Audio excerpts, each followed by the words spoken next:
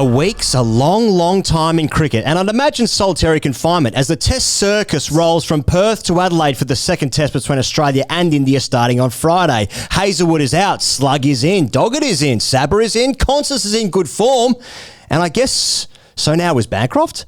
Australia's team stands on the edge of the cliff looking out to the great abyss. Knives are being sharpened, draft tweets are being prepped, and meltdowns are one more Test loss away from being activated.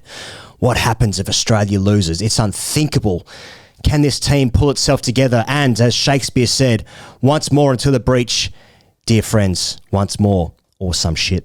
England become the greatest team of all time by defeating the team that whitewashed India at home in their first Test in Christchurch. All of that despite the captain not knowing how the World Test Championship works, and with a little help from the skeletons literally trying to catch the ball with wet lettuce for hands. Sri Lanka are bowled out for 42 in South Africa by the new favourites to lock in to the World Test Championship final somehow, despite sending a C team to New Zealand in February. Maybe Stokesy was right. What does any of this mean? Well, the Renegades won the WBBL despite finishing last season. Make it make sense. Alex Malcolm is on the show and in studio to tell us what the feeling is inside the group. And Ellie Martin joins us from across the ditch to explain win percentage and who Bryden Cass is. All of that plus AskTGC, Sheffield Shield, how Zampa is disrespecting grade cricket, and somehow we explain how it's already December. Pezza. No cricket's happened yet. All the cricket has happened. Well, I mean, cricket has happened, but it's December. We're in the thick of it, and you know what? This is a big week for Australian cricket and a big week for this business. Yeah, dog. This is one of the biggest Test matches I can remember coming up in Adelaide. No, it really is. The vultures are circling the Australian team. The vultures have never smelt more blood with the Australian team. And the bat signals have gone up. Multiple bat signals have gone up. Mm-hmm. The team's too nice. Yeah. I saw an article condemning George Bailey for shaking the hands of the Indian players in an Australian tracksuit post-play. Wow. There's rifts. There's rifts in the change room apparently. Definitely. And so there fucking should be. Yep. The selectors have got it wrong. Yep. Always said in retrospect. Yep. I didn't see a lot of articles pre the team losing. This is the worst selection group I think we've ever had. That's right. And we have this we have this kind of this sentiment, via the Zampa situation of make grade cricket great again. Make Premier cricket great again. So, you can see the scaffolding of the charges against this generation of Australian cricket being erected, and God, people have been waiting. Oh my God, Yeah. I think it's all connected. The players are aging and they've been indulged. A level of entitlement has crept in. Mm-hmm. The selectors should have been more decisive earlier, but why would you when everyone's together and it's a closed shop? Yeah. We were unders in the one dayers. Adam Zampa lives in Byron. Yeah. Are we in the last days of Rome? He goes, is there cultural disintegration going on? Are we about to suffer from a series of Gothic invasions? I love Crash Craddock's piece. A couple of the article. Of the article, in the paper. What about what he wrote? Yeah, he passed it. I loved his piece. It's a shame what he did to it. He tattooed it with Rinku Singh. The headline is, "It could blow. Will India push nice guy Aussies to the edge?" And then Heelzo's in there just saying, I just think it's going to... it's almost as though people want it to blow, And I'm like, I mean, hey, it's good for business. Yeah. Different to Stuart McGill and his cocaine charges. Anyway. Well... it could be blow. Well, I got mixed up with a 6 in our song, Can't Bowl, Love Blow. that was a B-side. More on that later. Yeah. So that... I know. What I'm saying is, because there'll be people listening to this going, you got to fucking get off Cummins' cock. Yeah, get off. Stop dick riding. Stop dick riding Cummins. Yeah. No, I think a lot of these criticisms are valid. Yeah. I think every team's got an expiry date. Yeah. We could be watching that. And this is what you got to put your balls on the line now. You got to say what you think's going to happen, really. Mm-hmm. And so if you're wrong, the team can come out and just go like, you're fucking wrong once again. You've written us off and you were wrong. Mm-hmm. But I am enjoying the vulture stuff. I have noticed Mardo on Twitter. He put a pic up on Twitter of just a slips cordon, and it just said 42,000 test runs in a single frame. Gilchrist punter, Mardo, Langer, Tugger. Now I got my tissues. I dealt with that. And Hold me, Mardo. There's a lot of people replying under going, oh, you guys were good. And he's replying to everyone. 100% you would, Thank you, of course. Yeah. And like, he even left Doss out of the pick. Could have got up to 50K. Wow. So, you know, I was a real Crickzilla of a Gordon. So, you know. Reference? Yeah, okay. Yeah. So yeah, I know, mate. This is a big test because there's a fucking oath it is. There's roads diverging in the wood. I'm seeing forks. Yeah, forks in the road, and it's you know, it's a lot of it's coalescing around Marnus. You know, like this is easily the biggest test of Marnus's career as well. He's kind of the he's the person that needs to stand up to what many people are beginning to say is the greatest fast bowler of all time, who will be bowling under lights with a pink ball in Adelaide. Yeah. Marnus is in that, you know, and you can even remember these scenarios as a kid when a player was under pressure for their spot. And I don't know if Marnus is in Last Chance Saloon, the saloon you go to before you get shot by Buford Tannen. But he's in that liminal space of like last chance vibrations, which just adds to the narrative, you know, and it's been really discomforting to me that the response appears to have been just lots of net footage from people of him just hitting balls in the nets. Like, brother, that's what you've been doing. Yeah. Get out of the nets. There's also not enough time to do anything else, but in the middle of a test series, he just needs to get away from it. Where's he going to go? What if he just popped up in like the Greek islands or something? He's just getting away for it. I'd love to see that. Imagine if he was at a fucking Coldplay concert. Where do you? Well, yeah, it's the wrong type. It's a wrong type. Type of concert. It needs to be. Yeah. Like, I mean, the great PK Paul Kelly's on the couch saying he needs to clear his mind. Yeah. Even PK can see it. Yeah. But you know, what I'd like to see from Marnus, given everyone else is saying this, okay, guy just averages 50 in Test cricket. Like, when somebody's under pressure, as we've seen with Steve Smith, irrespective of whether they've fixed it or not, every year I need to hear that he's changed something. Right. I enjoyed seeing his old mentor Neil DaCosta out in the press, saying he needs to go back. Mm-hmm. So Neil, I don't know what he's going back to. I don't really care. But as long as something's being abandoned and something's being returned to, then I feel happier. It's like, he's gone back. I can't detect it with my eye. All I've heard is that he needs to bat with more intent. That's it. Just like, I like that it boils down to like, try and score more runs off your bat. It's like, that's a very good piece of advice. Yeah. I would like to see us maybe bat out of our crease. Or are we taking middle? Because what if we took two legs? That might sort of just disturb, because you can't let a bowl of that quality just bowl to you. Yeah. You can't do that. You've got to put the pressure back on them. Here's what I like about what's happening with Marnus, Pezza, and Smith, and McSweeney, and Khawaja, and Head, and Mitch Marsh. Are you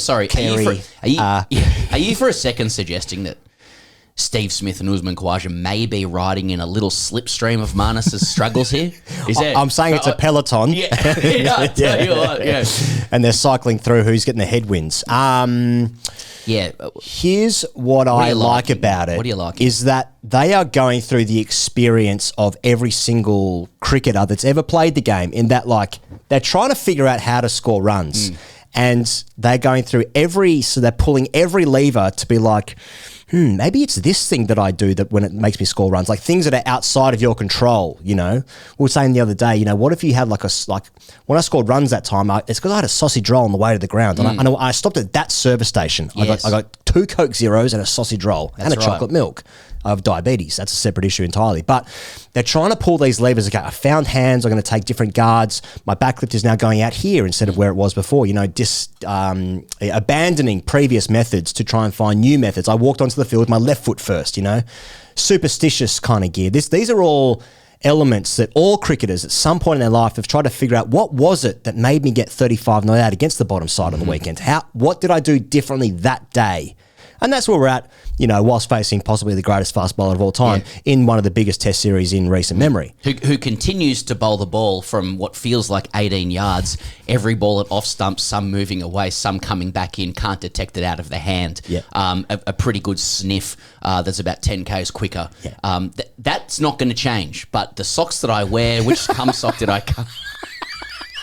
These were the answer. And what I like on top of that is, like, every professional athlete in 2024 will, robotically say you got to trust the process, 76ers style. And Australia does the same thing. And you can feel the rest of the nation wanting the team to throw the process out. Stop shaking hands, stop being nice, too friendly, like we want to feel something. I don't know what that is, but instead I'm just getting like Crash Craddock, showing Marnus over his shoulder in the nets with a selfie view, saying that he's batting well with some intent. Well. He's got the dog stick out, he's getting forward. Yeah. And the ball goes into the net really quickly, so it was probably 4, that one. Marnus is chewing gum, you can hear him say something like, yes, the 3 there. Yep. Yeah. Yeah, it's all good. Yeah. It's all good. But I mean, how are they supposed to pay for stuff in their life if they're mean to the Indian side, There's the paradox. election has happened, but... So all these people saying you got to stop being friendly to the Indians, they haven't been professional cricketers in 2024. They don't understand. They're trying to keep the lights on at home. That's right. Do they not love their families? Well, some of them probably didn't. Spent a lot of time away from home. Interesting. And continue to. Anyway, they're, I think Australia is under the pump deluxe. Yep. And I just think the data and what we see with our eyes reflects that. And, I think it's fair to say that the Australia's Test cricket team has been scratchy for a while. Is the result from Perth a continuation of that theme? And even if so, can Cummins and co, rage against the dying of the light? I would volunteer this. How many times has Cummins and his team been written off? Right? I'd say at least 2, like several times. And they have a brilliant quality of bounce back ability. I think he'll need to draw on all of that in this scenario. We're talking like, emotionally and spiritually. The data ain't supporting him and the team right now. I'm really interested in what they can conjure. And I think that's what makes it a really fascinating test match. In particular Cummins, who... I think you said this last week. He's not the sort of guy to let a humiliation like that happen twice. That question of like how the top 4 turns it around against Jasprit Bumrah, whose dominance of them in that first test not only had a direct effect on runs and wickets at the time, but then this symbiotic effect on Australia's bowlers. Right. Its best of whom has now been injured and he's out of the match. That is the real matchup. That's where one game's going to be won and lost. Totally. I'm going to say, just before I give my take on that, I'm just going to say support for this show comes via our friends at Patreon, patreon.com/Great Cricket. You can sign up there. Or you can also sign up via Apple for the frictionless experience. If you listen to this show via Apple, you can just go to the TGC feed there and you can just see that extra shows are available. So if you want to support TGC, you can go about it that way. We had some people that come along to a show on... when was that? Thursday night in Adelaide for the first of our live shows this Australian summer. Great to have Greg Blewett on stage with us, who had the correct sort of body language. He was asked about it immediately. So, to be fair to Bluey, we were just winding him up about this being the end of days in the Australian team, just to see if one of the old guard, bite back and go with it. And to be very fair to him, he was aghast at the idea. He's like they'll bounce back, and I said how. He couldn't quite answer that, but he was back in the boys deluxe, and he was a great guest as well. So thanks to everyone that came along to the show in Adelaide. We're in Perth tomorrow night, actually. And it's a race against time because Marcus Stoinis has just won a competition in Dubai, whatever that was. And I think he's on a plane right now. Anyway, that show's in about 36 hours. So I hope he turns up. If he doesn't, Ash Agar's on stage with us. So there are still tickets available for that show in Perth. It's the Astor Theatre. It's tomorrow night. That's Wednesday, December 4. Marcus Stoinis, Ashton Agar on stage. Tickets at greatcricket.com. Or you know what? You can just turn up at the door. Now, we have sold out all the other shows except for the second show in Melbourne. So Brisbane is now sold out with Matthew Hayden. Ricky Ponting sold out a few weeks ago in Sydney, and Aaron Finch sold out about a month ago in Melbourne. There are still tickets available for the second show, which is Thursday, 9th of January at the Forum Theatre. That's going to be with Peter Siddle, the special guest there. So tickets available again at greatcricket.com. But just want to say, Pezza, we are super excited to head over to Perth tomorrow. Yeah. The Western Australian crowd has always got behind us, except for the first year. The first year we performed at the Wacker. Our first run of shows, that was 5 or 6 years ago now. Yeah. And I think there was like 63 people there. Yeah. I think 63 people came to our first show. And tomorrow night we're going to have 800 people there at the Astor Theatre in Perth. So we're big theatre. And 800 tickets in Perth, pretty decent effort. But we're pretty happy with that. There's still, you're going to have Parpy popping off the plane from wherever that comp was. He's going to bring his luggage. Yeah, I hope so. Yeah. And so he'll be coming in hot, I would have thought. There's only one way to deal with that jet lag, so I'm guessing Parpy will be coming in hot. Yeah. And Ashton Agar, bringing the intelligence and insights and stories. So there is there are a couple of tickets remaining. So if you want to come along to that, feel free to. You have to pay. It's not going to be a free experience, but there's that. Okay. Just heading back to Australia. There's more to chop up there. There is more to chop up there. When I think about like there are 4 tests remaining this series, right? And it seems very unlikely that Australia lose every single one of those. Now, like no one could have predicted what New Zealand did, even against India, even in that 3rd test match where New Zealand already won the series. It was still like, no, India will figure this out and they'll just win. They have better players in their conditions, etc. Now that didn't happen. New Zealand played the better cricket over the 3 test matches and they deservedly won that series 3-0. So, things can happen and there is no guarantees here. But I just think about Australia's surely going to win a game. And then I think, well, if they can win one game, they can probably win all of them. But now I'm thinking, okay, so Australia 4-1. Now India just played, I think Bumrah's performance was so outstanding that there was a roll-on effect. Jaswali batted. He batted sensationally for 160 odd. There were great contributions all around the park for them, but Bumrah's performance was so outstanding that it had a roll-on effect. So overcoming that is going to be difficult. But when I think about what I'm expecting as an Australian fan, I don't know how, because the top 4 guys are under so much pressure, which in turn leads to pressure. I don't know how fit Mitch Marsh is, by the way. The fact that Bo Webster's in the squad suggests that he might be struggle street. But when I think about what's going to happen in that test match, I'm thinking, Australia win. But why? Yeah. Why do arrogance? Why do I feel that? Yeah. There is no metric to suggest that they will be able to overcome. People are looking to to the legends to step up. Can they conjure a couple of more performances? Can they pull a rabbit out of the hat? That's where we're at. And it'd be amazing. Can Smith turn back the clock, kind of thing? The clock. Because there's space to fill in this conjecture when Australia gets trounced like that.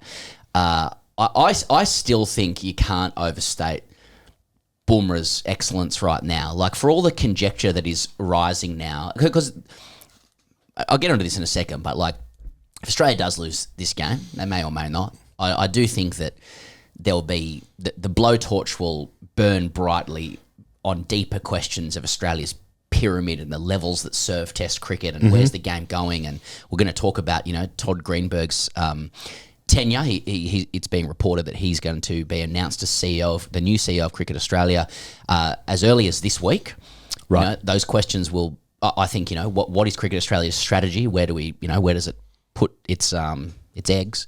It will come up, but I think for all the conjecture about the pyramid and Sheffield Shield and the batting order and aging stars, there is a part of me that thinks that so much of this is about Jasprit Bumrah. So if you look at the PM's 11 game through the week, right, where Sam Constas makes 100, a heartwarming and buoying 100 for the nation, given that doesn't look like there's much in the cupboard apart from him. Off 90 rocks. That Indian attack that he faced with a pink ball was Mohammad Siraj, Harshit Rana, Nitish Kumar Reddy, and Jadeja instead of Washington Sundar. So you're essentially talking about the current Indian Test attack in Australia minus Jasprit Bumrah. When you take Bumrah out of the equation, the scenario for Australian batters looks so much more manageable. I just asked the question, what if right now we're only 1 test into 5? What if the truth is what we're actually watching is just one of the best fast bowlers in the history of the game in a violent vein of form, a vein of form that nobody around the world would be be able to face right now, and maybe a few people in history would have been able to as well. We've got much more space that we need to fill, but I just don't think his excellence can be overstated. You know, like he is right now the alpha and the omega. I don't know what answers our top four have for him, and I don't know. And you have to deal with this if you want to criticise the top four in selections. Who else in Australia would have those answers? Or was there succession planning available a couple of years ago that nobody was calling for at the time, by the way, that would have meant the team was in a better position to face this guy right now? I say this all as just a deep compliment to him. Here's what I like about Australian cricket culture. We don't give a fuck if someone's good. Yes. If they play for the other side. Now, like, you look at all the build-up for this series, it's all about Kohli. You know, now Kohli scored 100, of course, in the first Test match. So it's not like his contribution was negligible. But the story of the series is really that, like, there are a couple of aging supernovas in the Australian side and the Indian side, but there's a guy in his actual peak of his powers right now. I'd include Rishabh is bound to do something extraordinary. Oh, well, sorry, Rishabh's contribution in the first Test was pretty good as well. It was in enormous. The first innings. I mean, really, like that he enabled Bumrah to bowl in the fading light. There is an argument which suggests that Australia had every right to bowl India out for 80 in those conditions. That didn't happen. But so what I do like, though, is that, like, the Australian public doesn't care if someone is a good player from the other side. It's about us. And that I think that spurs on some arrogance and excellence in our setup. So I think that might be we as a public and a fandom can acknowledge that at the end of the series, but when it's happening, it's like, no, why aren't we producing someone that can negate someone else's best player? No, I think it's like that's fair enough in some regards, but I do think you're right, especially on the basis of that first performance. I mean, that was just extraordinary. Exactly, and I haven't seen the instructional from Hilzo on how to deal with Bumrah. I'm looking forward to it. We need sort of 4 or 5, 6 shots. Yeah, I don't know what it is in terms of face. Are you getting forward? Are you out of your crease? Are you on the full? Yeah, I mean, what are some of the? Do you get to on the full? Just charge him. Yeah, knock him off his lengths. Yeah.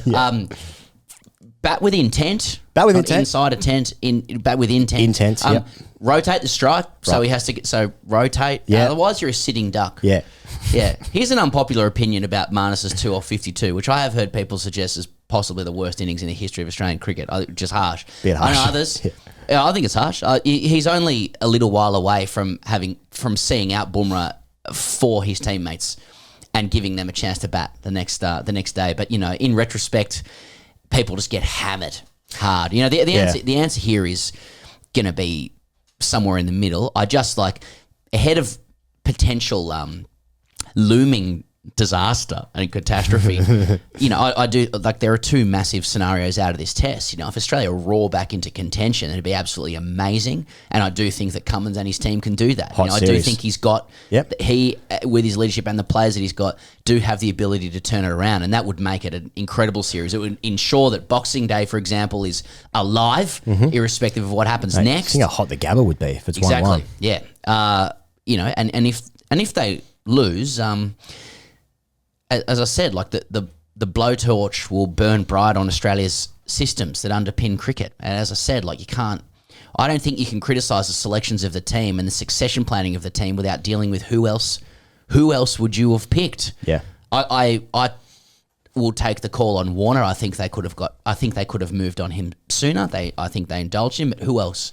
Who else are we saying should have been moved on from this team? You know, nobody was calling for the removal of Khawaja or Smith or whatnot. So what you're really asking is, like, where is the upward pressure on this team? You know, the cupboard is cobwebbed relative to yesteryear.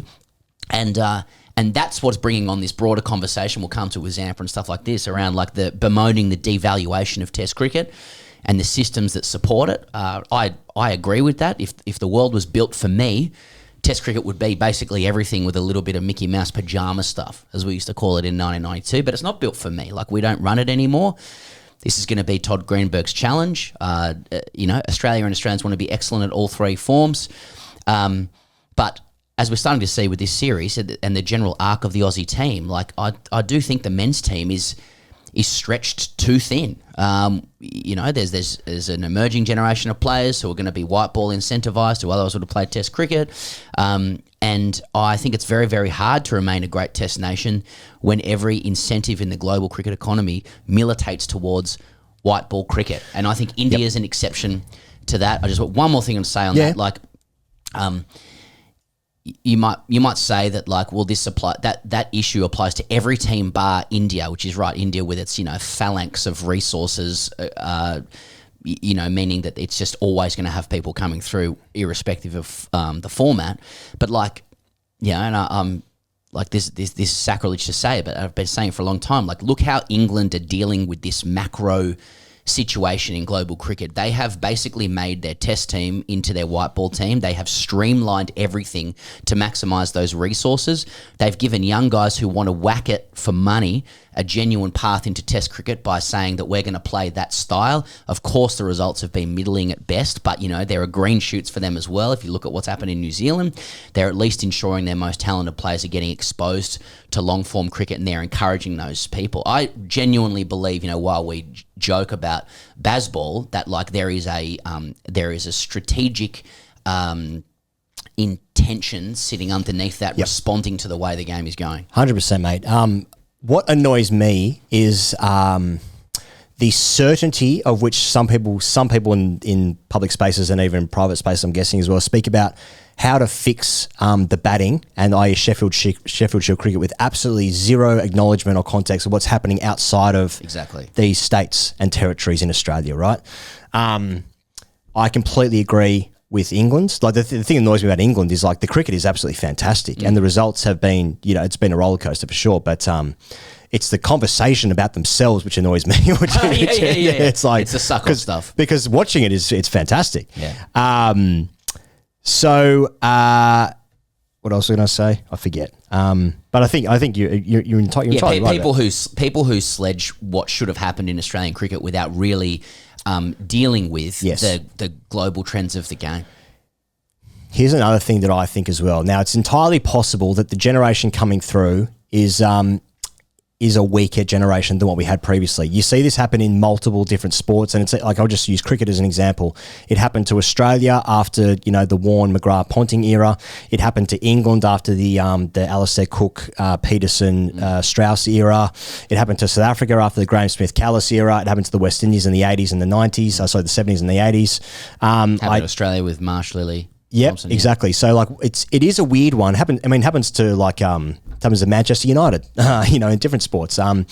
But it is weird how you seem to have like a great team and they probably get more games than what they might otherwise because they've earned it. Yeah. But then like the generation that follows them really struggle, and like I think that's what we're actually seeing now. Like the guys that are coming through, I think they're going to be good cricketers, but it does feel like we're looking at it. We've been calling this for about 3 years, mate, to be honest. Like it does look like the generation coming through, we just haven't got the world-class talent that we did in this generation. Now, this generation has given us, all the wins and stuff. They've won every single thing, just about, except for a Test series against India, of course.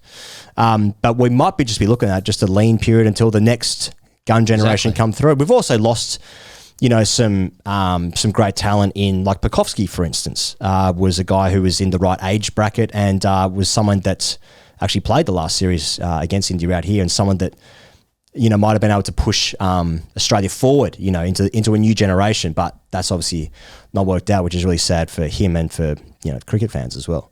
So that's also just a cycle that happens in sport. You get a great generation, then there seems to be a lull for a bit, and then until you get another good one. But we're not really going to cop that, are we? Well, that's clearly what the team has decided as well. Like they've kind of, they would argue, I think, that they've earned the right to capitulate together, even if it causes some transition issues down the track or some succession issues. And so I do find it hard to cop the Sheffield Shield argument or the succession planning argument from people who were never making those comments when this team was winning. Yeah. That, as you say, they've earned the right to win, and it is frustrating that they're really incentivized to stay on in the team as well because the money's really good, etc.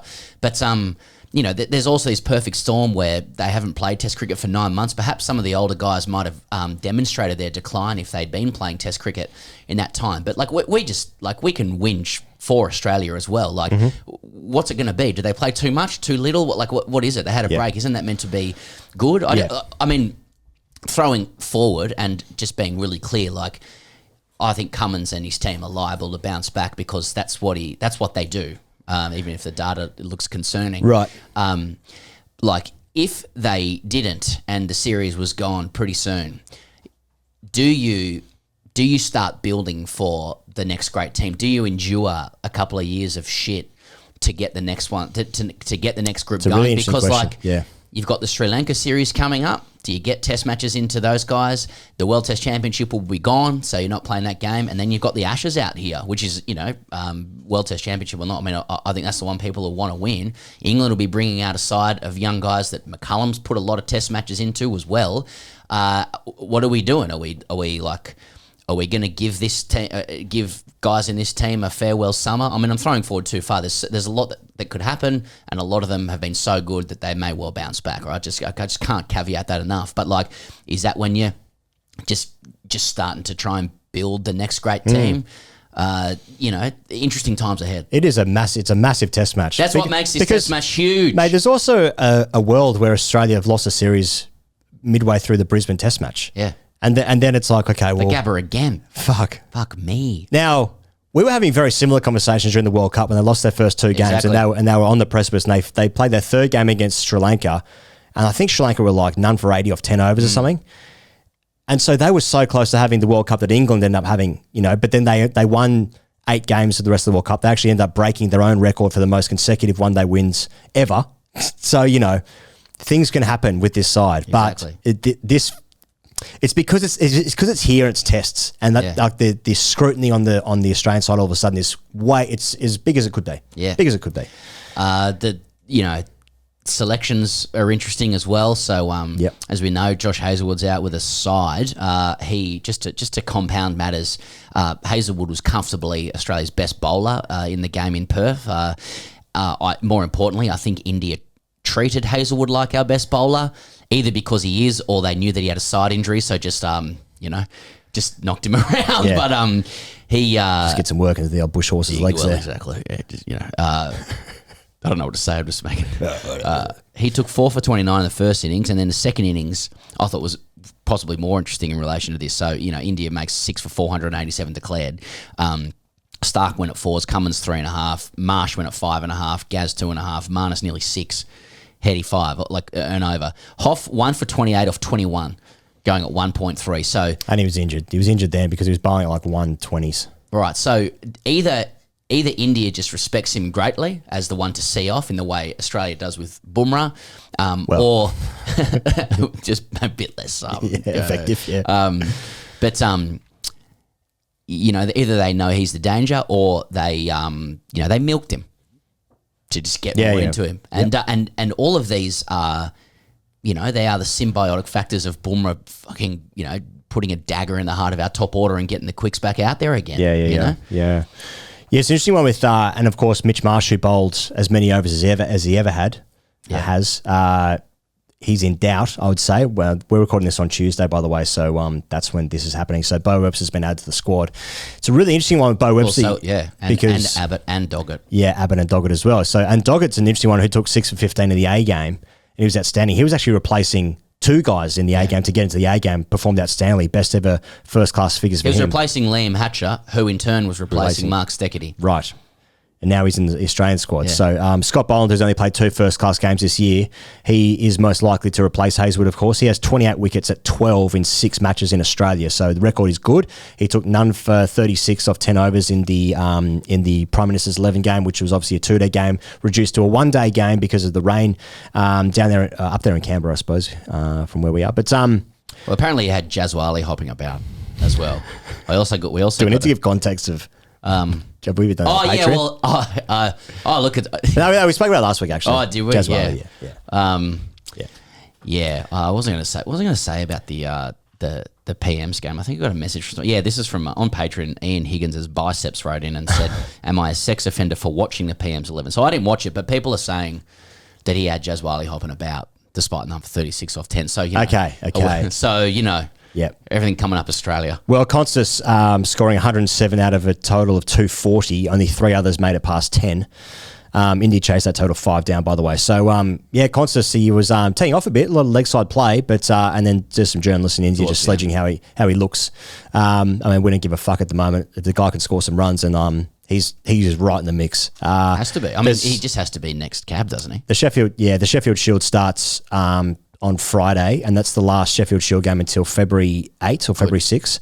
So whoever scores runs the Big Bash, I reckon, for me. But yeah, like he goes, I've heard a few different selection scenarios. Okay. So Marsh hasn't arrived in Adelaide yet. He's spending time with his newborn, and congratulations. But Brettig's reporting that he, owing to his soreness, is likely to play as a batter only in the game. Okay. Which then begs questions around 6 best batters. Who are they? Does I've heard it suggested that Slug may come in as a direct replacement for Hazlewood. So to lengthen the batting, shorten the bowling, and allow Mitch Marsh to play, which would also allow Marnus to play as well. I'd off the top of my head, that seems a bit Rob Peter to pay Paul stuff. Yep. The more likely selection. I mean, if Marsh is playing as a batter only, like you need that. You need that 5th bowler, don't you? Like, does that mean we're going to watch Marnus bowl more? You know, I did note that Andrew McDonald didn't go so far as to confirm Marnus' spot in the 11 post game. He said it'd be the same squad, but there are a couple of selection scenarios there. Given that, like, if Mitch Marsh can't bowl, they do like that all rounder. They do care about the quicks being fit. Taking away that option. Inglis remains in the squad as a spare batter. He's the only other top order batter, given Webster bats a 6 for Tassie. Yeah.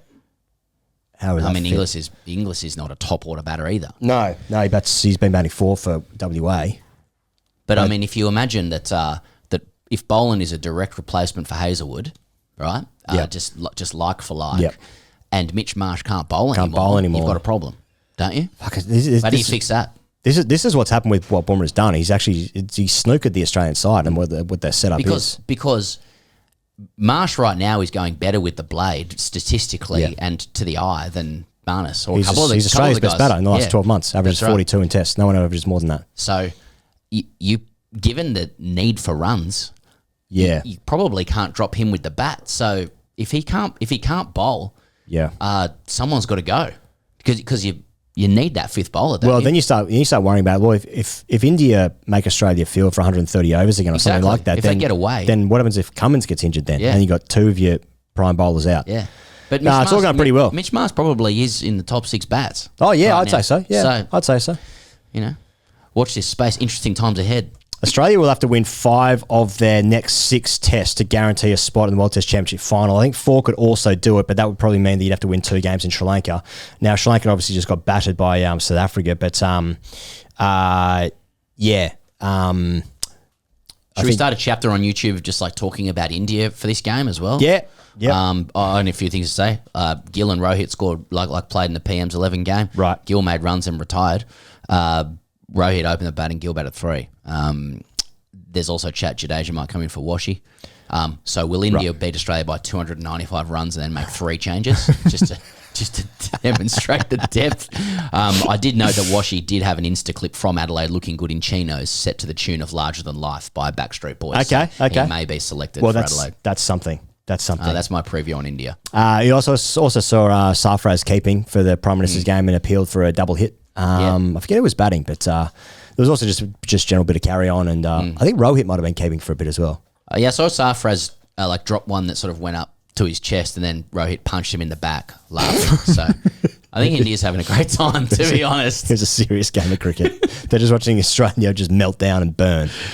All looking pretty good. Okay, well, we should speak to Alex Malcolm, right? And we will do in a moment's time. But I want to thank Hubbl for sponsoring this show. Live sport integrated in one view across 8 apps. Hubbl Hub brings live and upcoming sport together in one view, so you don't need to go in and out of apps to discover where to watch your favourite games. When you buy a Hubbl Hub, you get Netflix and KO Sports for the price of just KO Sports for 12 months. That's a saving of $7.99 per month for 12 months. You get live and upcoming sport. It's easily visible on Hubbl Hub, on the Hubbl Hub interface, helping you discover what to watch next. There's no aerial needed. You can watch free-to-air TV without an aerial. So, Hubbl Hub, the instant upgrade to your smart TV. I'll say it again. When you buy a Hubbl Hub, you get Netflix and KO Sports for the price of just KO Sports for 12 months. It's a saving of $7.99 per month for 12 You're making money. months. Yeah, basically. One of those products where you make money. You're basically making money. Okay, Alex Malcolm is brought to you by Ponting Wines, where you can use the code GETAFEW for 20% off all full-price wines at pontingwines.com.au, Pezza. Yeah, I'll tell you what, I'm looking forward to having Rick back in the com box just for a sense of safety. Yeah, he needs to dissect a few techniques. People forget that he went away. Yeah, that's right. He was away in Jeddah with Justin Langer when our top order was capitulating. Right. And I thought you were about to show me something on your laptop. No. Sorry, or something. I had a battery issue. So, that I think there's going to be a level of safety to that. And, Ponting, I mean, we're in Adelaide, the home of red wine. We're better to start thinking about the red that you might be purchasing. I mean, he has white too. Don't worry about that. Yeah. But we've been sent a couple of bottles and it's still a great drop, I'm telling you. Yeah. Ponting and Ben Riggs. Use the code GETAFEW at pontingwines.com.au for 20% off all full-price wines using that code, pontingwines.com.au. All right, here's Alex Malcolm. All right, well, the punters are looking for safety, and there's no safer voice than Alex Malcolm on this show, who in the last few months, mate, you've become a cult hero among our paid subscribers especially. People have been calling for you amid the disaster that looms. Alex is an associate editor at ESPNCricinfo. Obvious question to begin with, mate. Look, you've got your finger on the pulse with the team. How have they been feeling post the Perth defeat? Thinking more inside the group. I haven't got many insights. They've shut up shop, as you'd expect after a pretty harrowing defeat. An extra day of golf would have gone down pretty well, though. It certainly did with me. But no, it'd be there's some serious concerns, and you could just tell with some of the language coming out after the game and the way the game unfolded.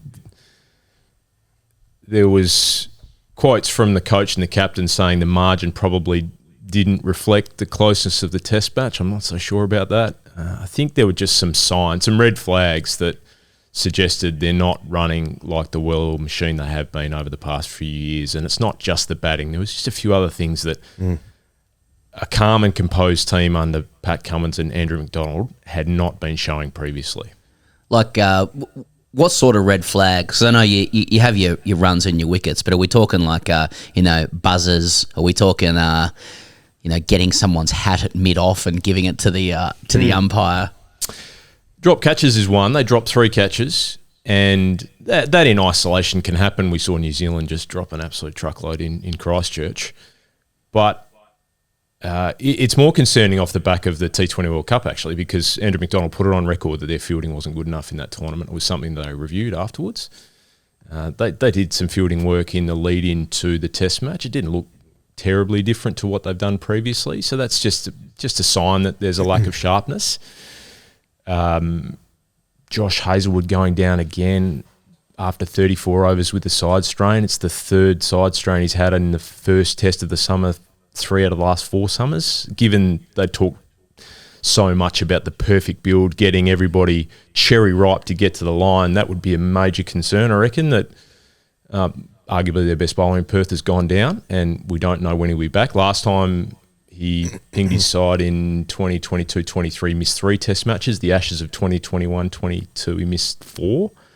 And then there was one other thing that I thought was probably the biggest red flag, and they'll write it off as not a big deal, I reckon. But I don't know what you guys thought. But on day 3, the game's getting away from them. That can happen, right? The scoreboard's running. Virat Kohli's charging towards 100. They're getting towards a declaration. knew going in that the fifth bowler was going to be an issue because they'd lost Cameron Green, and Mitch Marsh, they know, has limited capacity with the overs he can bowl, and we saw that, and he's pulled up sore, obviously, after 17 overs. They had talked in the lead-up publicly about using Travis Head more as a fifth bowling option, particularly to the two left-handers. Jaiswal gets 160. Travis Head bowled 1 over in 77 in the second innings, and then he bowled 2 just before the new ball. He didn't bowl to Jaiswal. And in one of those 3 overs just before the new ball, Jaiswal nearly clunked him to cover, just got 1 over cover.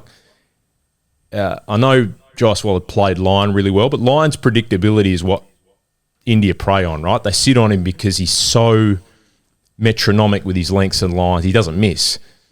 Head's advantage is he's unpredictable. He puts a lot of revs on the ball, but he can bowl bad balls, and guys can lose concentration and perhaps make mistakes against that type of bowler, and Head's had some success in ODI cricket just recently. And I just found it odd, given they talked about it. The captain didn't use him in that scenario. Instead, they used Marnus Labuschagne, who we've all seen, bowling medium pace. Both the captain and the coach in the last month before the Test series had said publicly they prefer Labuschagne working on his leg breaks. He'd bowled his leg breaks in the UK and taken wickets to win that series. He knocked over Mohammad Rizwan at the MCG bowling his leg breaks. And then he gets to Perth, and after the hierarchy saying we'd prefer you to work on your leg spin, he's bowling medium pace bounces in the centre wicket and in the nets. In the centre wicket on the Monday, Travis Head was hitting him everywhere. He hit him onto the roof at the Wacker. He was just treating him with utter disdain, bowling these military meds. So he comes on late in day 3, bowls a series of pretty ordinary bounces to Virat, who smashes him everywhere. And then not only does he not come off, he actually stays on to bowl the next over, but he decides to bowl leg spin. And he bowled a no-ball first ball, had to remark his run-up. I'm interested in your thoughts. We haven't played at that level, but we've played grade cricket. If we'd spent 6 months as a grade team, as a leader of a grade team, and you'd been telling your number 3 batter who bowls decent leg breaks to work on it, he'd been bowling meds in the nets, and he ignores your requests, and then in the first game of the season, the game's running away from you, you allow him to bowl meds, he gets smacked everywhere, then you allow him to bowl leg spin and he bowls a no-ie.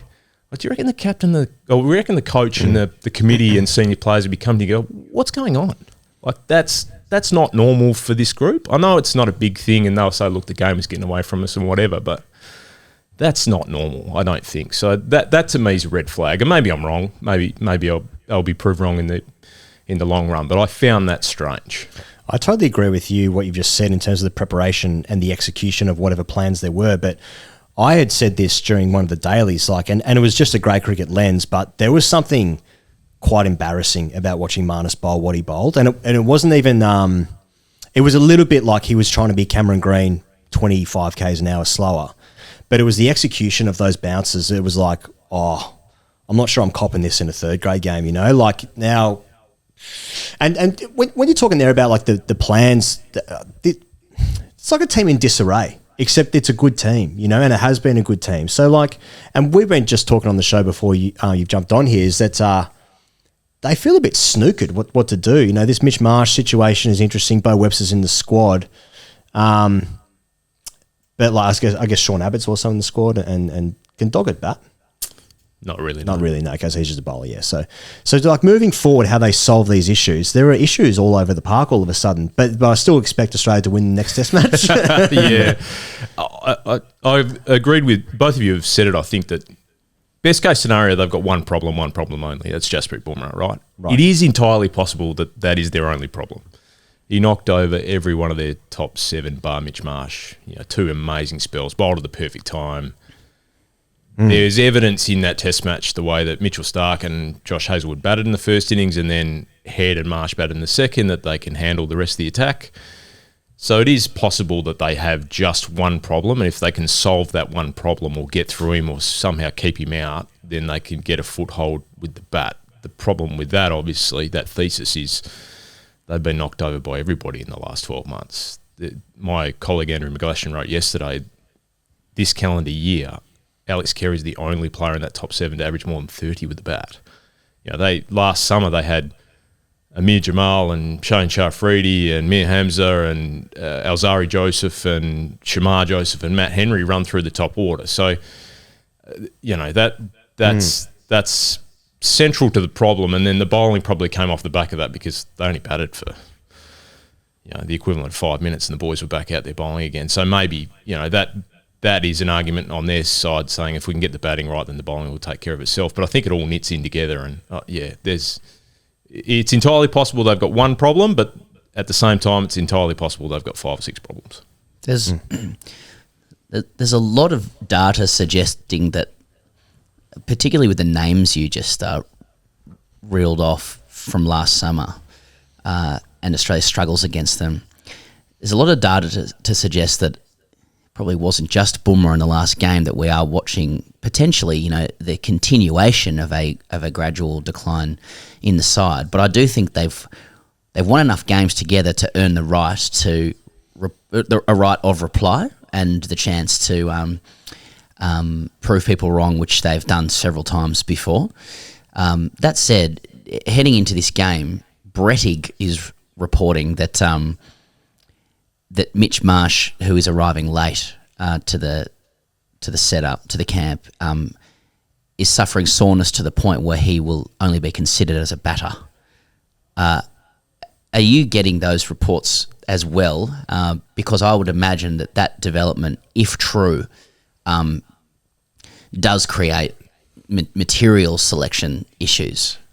Bretto's mail's better than mine. I don't have that knowledge at all, right. But I am aware that Mitch's problems are serious and have been known for a while. They kind of expected this to happen last year, actually. His ankle that he's had surgically repaired, he's not really getting any... Like, how good are we going? Sorry. It's like a billy cart going down a hill. It is right. So his ankle that he's had surgically repaired is not really getting any better. He bowled 4 overs in the winter. Like he pinged his hamstring, remember, in the IPL. Didn't bowl in the World Cup when he was captain. Yeah. Didn't bowl in the UK up until Green went down. Then bowled 4 overs at Lords and pulled up with back spasms. Couldn't play the next game. So his body is not really cooperating for him at this stage of his career, and they have decided, given his value with the bat, that his bowling is a bonus.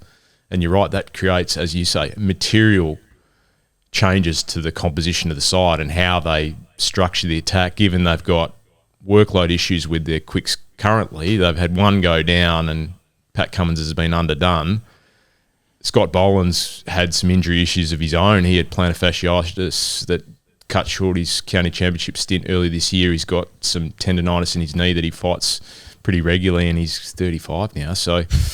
yeah, there's a bit going on. It reminds me of that scene in The Simpsons where Mr. Burns is being checked out by the doctor, and he's like, "You've got so many competing diseases. None of them are getting a stranglehold on you or something." That's right.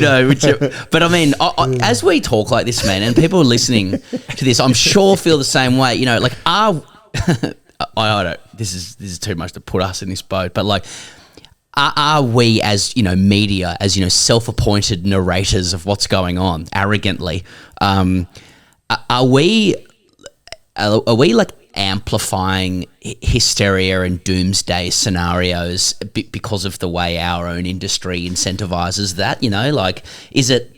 Because I find when I'm talking to people who are not insider nonces, like us, whether it be like dropping the name like Paul Kelly sitting there last week, or like just people who watch the cricket normally, they're like, they'll be okay. Like they'll come back. It's always been hot.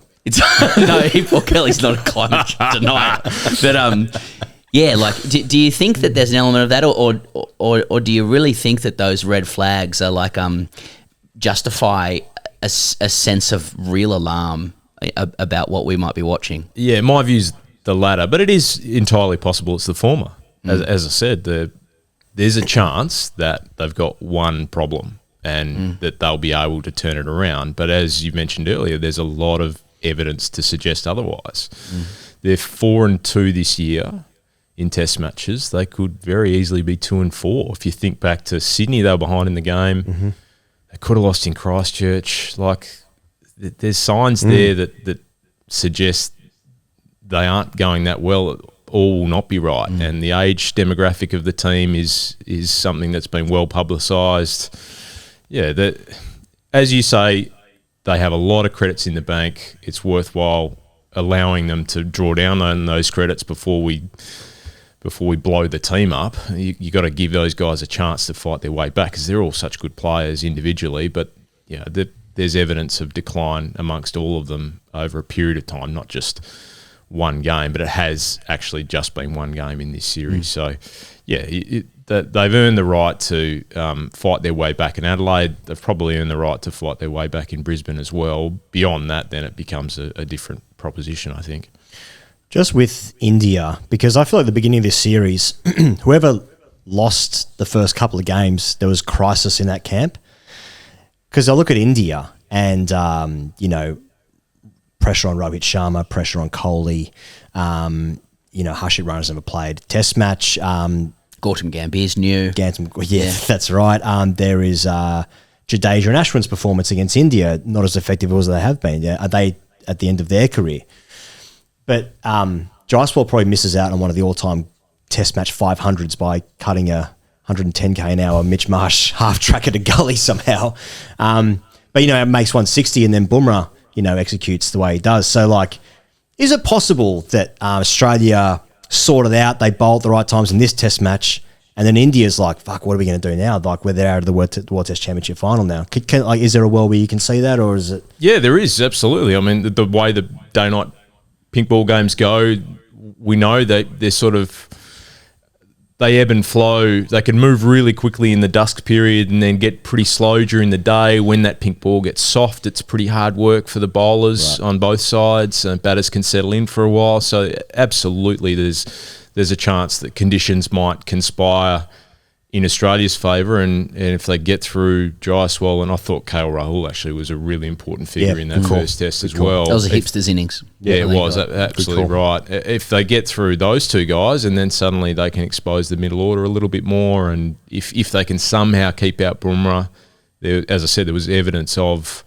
an ability to handle the other guys in the attack if India picked the same crew, but they could well make a change. They could bring Ashwin or Jadeja in. Australia were doing cartwheels when neither of those guys were picked in Perth. There was a lot of work done with their two left-arm coaches to prepare for left-arm orthodox, and they were shocked that Jadeja didn't play, or Ashwin. So, yeah, it is absolutely possible. Of course it's possible that could happen. What's Australia's record in pink ball tests? All of them? They're undefeated in Adelaide.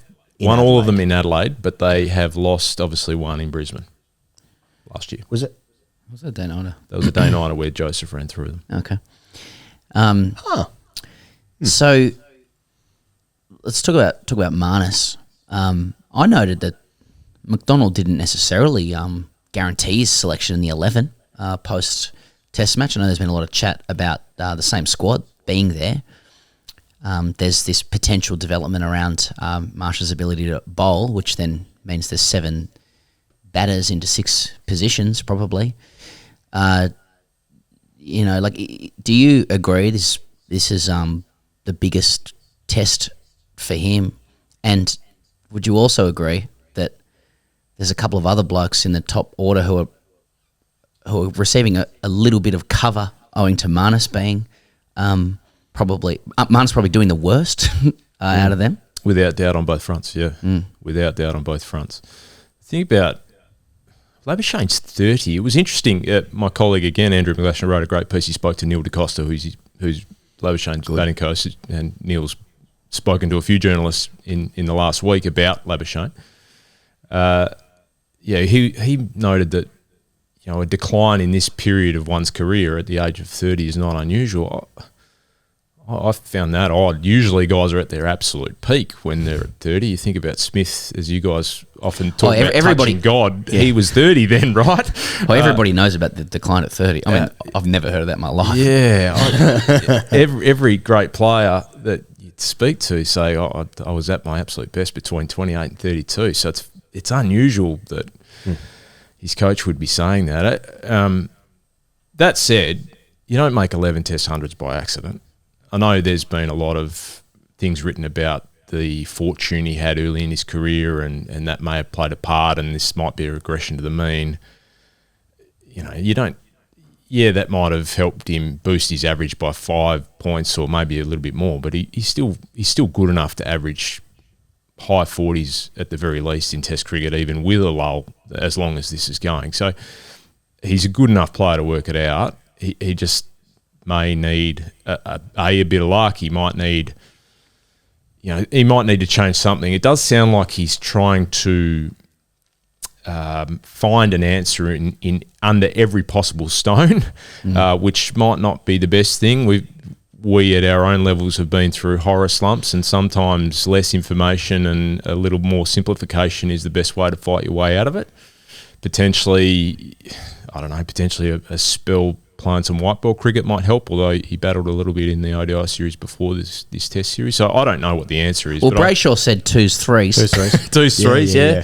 Just trying to, on a slow outfield up in Brisbane, trying to hit through the line facing 105k outswingers. That might with an 8-1 field, that might work for him. I don't think that's the way to go, but I'm sure he'll come good. There's no way he is done at 30. There's no way this is the terminal decline of Marnus Labuschagne. He's still got a lot of really good Test cricket in front of him.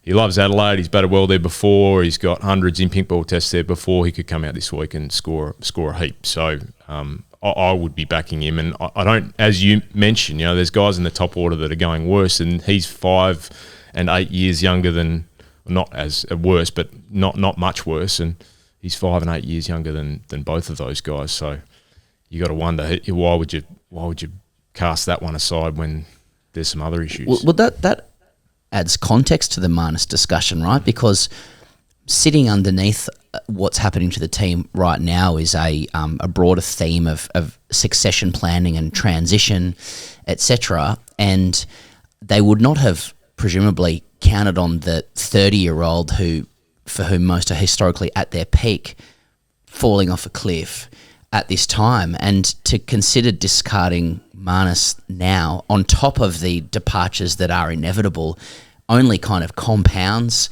the mountain to climb back, right? So I'd imagine that they're absolutely desperate for Marnus to reclaim his form, not just for the short term, but for the medium to long in this Test team. 100%. The other issue is that the next best supposed number 3 in Australian domestic cricket also had his pad blown off twice by Boomer in the Test match. That's. Would you say he drop punted it laced out to mid-off? Not quite that bad, but yeah. Mid-off was on the lead and he lace punted it to him. And he hasn't got a great record batting at number 3 in Sheffield Shield cricket, which was obviously highlighted in the lead-in, and then. St Constance has gone and batted beautifully last night, or Sunday night, but it was a 50-over game. He's still got a long way to go. And it's Manica. He's got a long way. Heard people talk about that. Yeah. People have been going it's Manica. I was like, it's got a fucking 100.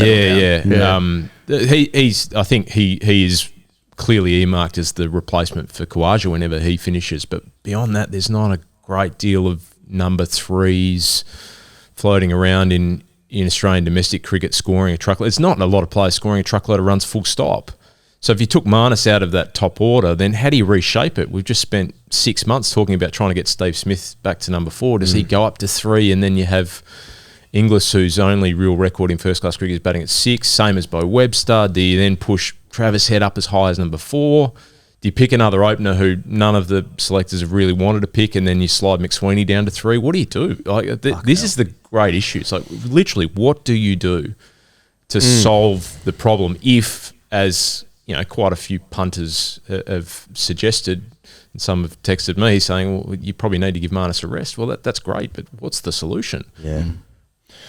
It feels like the selectors have maybe had a bit of, they got a lot of things right this selection panel, including during the World Cup, the unwinnable World Cup where they picked Marnus ahead of Stoinis, for instance, in the final, and they got that right.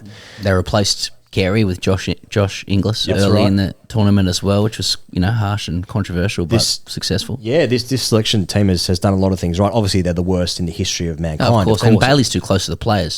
That's right. No question. There's just a bunch of statements. No, but maybe like the luck's run out almost. Because you couldn't have really predicted that Marnus would have fallen over in this manner. Cameron Green comes out of the side. He was supposed to be like the replacement in the middle order there. He got himself a gig at number 4, scored 170 in New Zealand.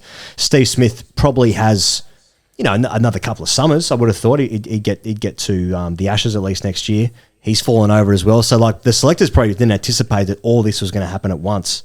So, but it has. So should we feel some sympathy for them, or is it kind of their fault? Yeah. It's just the way these things. It comes with the territory. It comes with the job. It's part of dealing with it. They have to.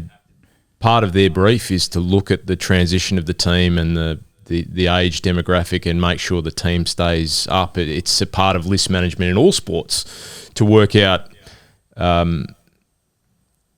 how you structure a side so that you don't have everybody leave at once and you don't have a huge dip. It's a really difficult art in selecting and list management across any sport. So that is a great challenge. I have some sympathy for them, and I have some sympathy for domestic batters actually in terms of the pitches in domestic cricket that's causing a lot of problems. You talk to anyone around the place, those that are batting in domestic cricket, you guys have had it, Usman Khawaja on talking about it. The last 4 years, batting's incredibly hard. Incredibly hard. And guys who bowl sub 130 are having a big say. Guys like Fergus O'Neill and Joel Paris and even Bo Webster, Jackson Bird, Jordan Buckingham. They're all taking mountains of wickets because the ball is just continually moving the whole time, and it's very difficult for guys to settle in and make big scores. So that's a problem as well. You could go further back than that. We're 15 years on from the decision to make the second 11 comp a Futures League comp, and all of the flow-on effects that came from that. You're getting guys who are now in their late 20s, early 30s who've been beneficiaries of that early in their career, but what came from that experience is they got selected without a big history of run scoring through their youth into senior age cricket. They carried some of those habits into first-class cricket, got played a lot without really having to prove themselves. And then now they're really good players. In the case of, say, Cameron Bancroft and Marcus Harris, they're really good players at domestic level, but they can't outrun the early years of their lean period. So their records reflect two guys that average under 40, and that gets held against them when they were blooded young, played a lot when they could have potentially had some time away from first-class cricket to develop at first grade or second 11 level, and that sort of gets held against them. So you could throw that into the mix. You could throw the contracting situation and the proliferation of white ball leagues, and what incentive has Jake Fraser-McGurk got to become a good red ball player? He's the same age as Yashasvi Jaiswal, and he hasn't got a first grade 100. Right. He's been a professional cricketer 5 years. Like, there's no incentive for him to go out and pound out big scores, face 200 balls in an innings. Jaiswal's got 5 first-class double centuries. Fraser McGurk's never faced 110 balls in a first-class game. Right. So, but there's no incentive for it. He's just been paid $1.6 million to go and smash sixes for Delhi. Like, Ollie Davies is another. You guys know him from the New South Wales system. So all of that, there's no one thing, but it all sort of feeds into a melting pot of, we're at a crossroads. But that's why we have no top order batters. Yeah, but that said, guys have emerged, right? We had this abyss in 2016 where they lost 2 games in a row, and there was no one floating around. And Marnus Labuschagne and Travis Head were both averaging mid-30s in Shield cricket. Right. 4 or 5 years later, they're the bedrocks in the Test side. Now I know Labuschagne's struggling at the moment, but those guys emerged. Guys will emerge. It's just where they emerge from and how they emerge might be different to the way they've emerged in the past. Interesting. A really, really good answer there, mate. I think what another thing is difficult is, let's say, for instance, Bancroft plays last summer instead of Warner, right? And it doesn't work out for Cam. Let's just say hypothetically, right? The amount of people that will be saying Warner should be playing You know, and the same with Usman and Renshaw, for instance, this summer, or whatever. Like, it'd be so hard to leave guys out who still have something to give in the hope of like preparing for the future, which I guess is what you should be doing to future-proof. But it's also difficult when you've still got guys in the system who can play and contribute to the Australian cricket team. So that I have sympathy with them in that regard. But fuck, it's hard. It's so hard to know when to stick and when to twist. That's the impossible part about selecting, because you can't run the same simulation and swap players out. You can't say definitively, if you made that move 12 months ago, X, Y, Z would have happened. Or previously, it was put to me by someone within the system that, you know, the way that Matt Renshaw was treated, let's say around the 2017-18 period, or even later than that, but by two different coaches and selection panels. He was dropped by Darren Lehman, and he was also dropped by Justin Langer. Like, what would the world look like if they'd invested and stuck with him in those periods? Where would they be now? You don't know. You don't know how it would have transpired. You can't re-engineer the whole set of games with the same set of circumstances and plonk a different player in and say that, you know, it would have worked out in a different way. You just don't know. You can do that. Like, you can make heaps of money doing that, actually. Just don't subscribe to the butterfly effect. Yeah.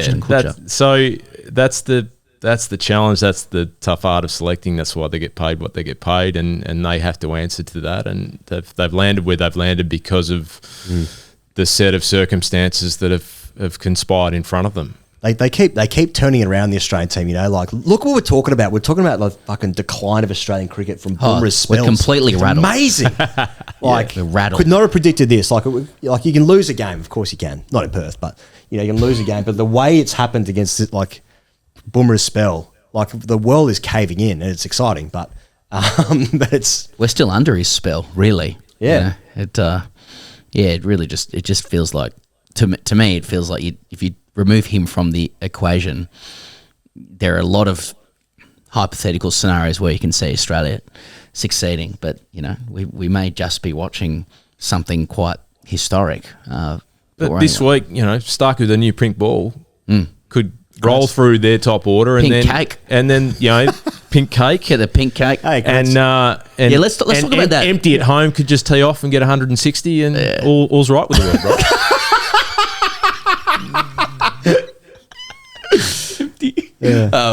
Nice is injured as well. I forgot about Nice. Like so Kratz with a pink ball, mate, head he tees off, no problem. McSweeney gets through the newie, bat out of your crease to Bumrah, rotate the strike. You know, use your feet to Jadeja. Use your feet, put away the bad one. Yeah, that's right. Get on top of Jadeja early, knock him off his lengths. Bring out the broom. Yeah, be positive but not reckless. Exactly. Hustle in the field, take a couple of catches for once, and put these coats under a bit of pressure. Pretty simple game. I'm not taking spaces between words. It's just all one word now. No flies are getting in my mouth either. How come your mouth isn't moving? I'm a ventriloquist. Being puppeteered by Andrew McDonald. Yeah. Yeah. Well, 1-1. Are you hearing anything? I mean, the team's kind of closed shop, haven't they? Which is the great criticism of them. They've been a closed shop for years. It seems it's a big squad. Do you think there are any injury concerns beyond Hazlewood or Mitch Marsh? Not that I'm. They're conscious that there's two back-to-back tests, right? Yeah, that's the worry, and they talked about that for a while. There's a 3-day gap, so that's why both Doggett and Abbott are there as cover. Boland will play. You know, he didn't. I don't think he bowled yesterday, I was told, but you shouldn't be concerned by that because he bowled 10 overs, obviously, in the game on Sunday in Canberra. I was told yesterday that Abbott's likely to leave the squad to go and play Shield cricket, but will still be in consideration if needed for Brisbane. I think Webster is there with Brisbane more in mind than Adelaide. I'd be surprised, but I don't know. You just don't know. Things could pop up. Someone could have a golf club break in their hand at Royal Adelaide. Who knows?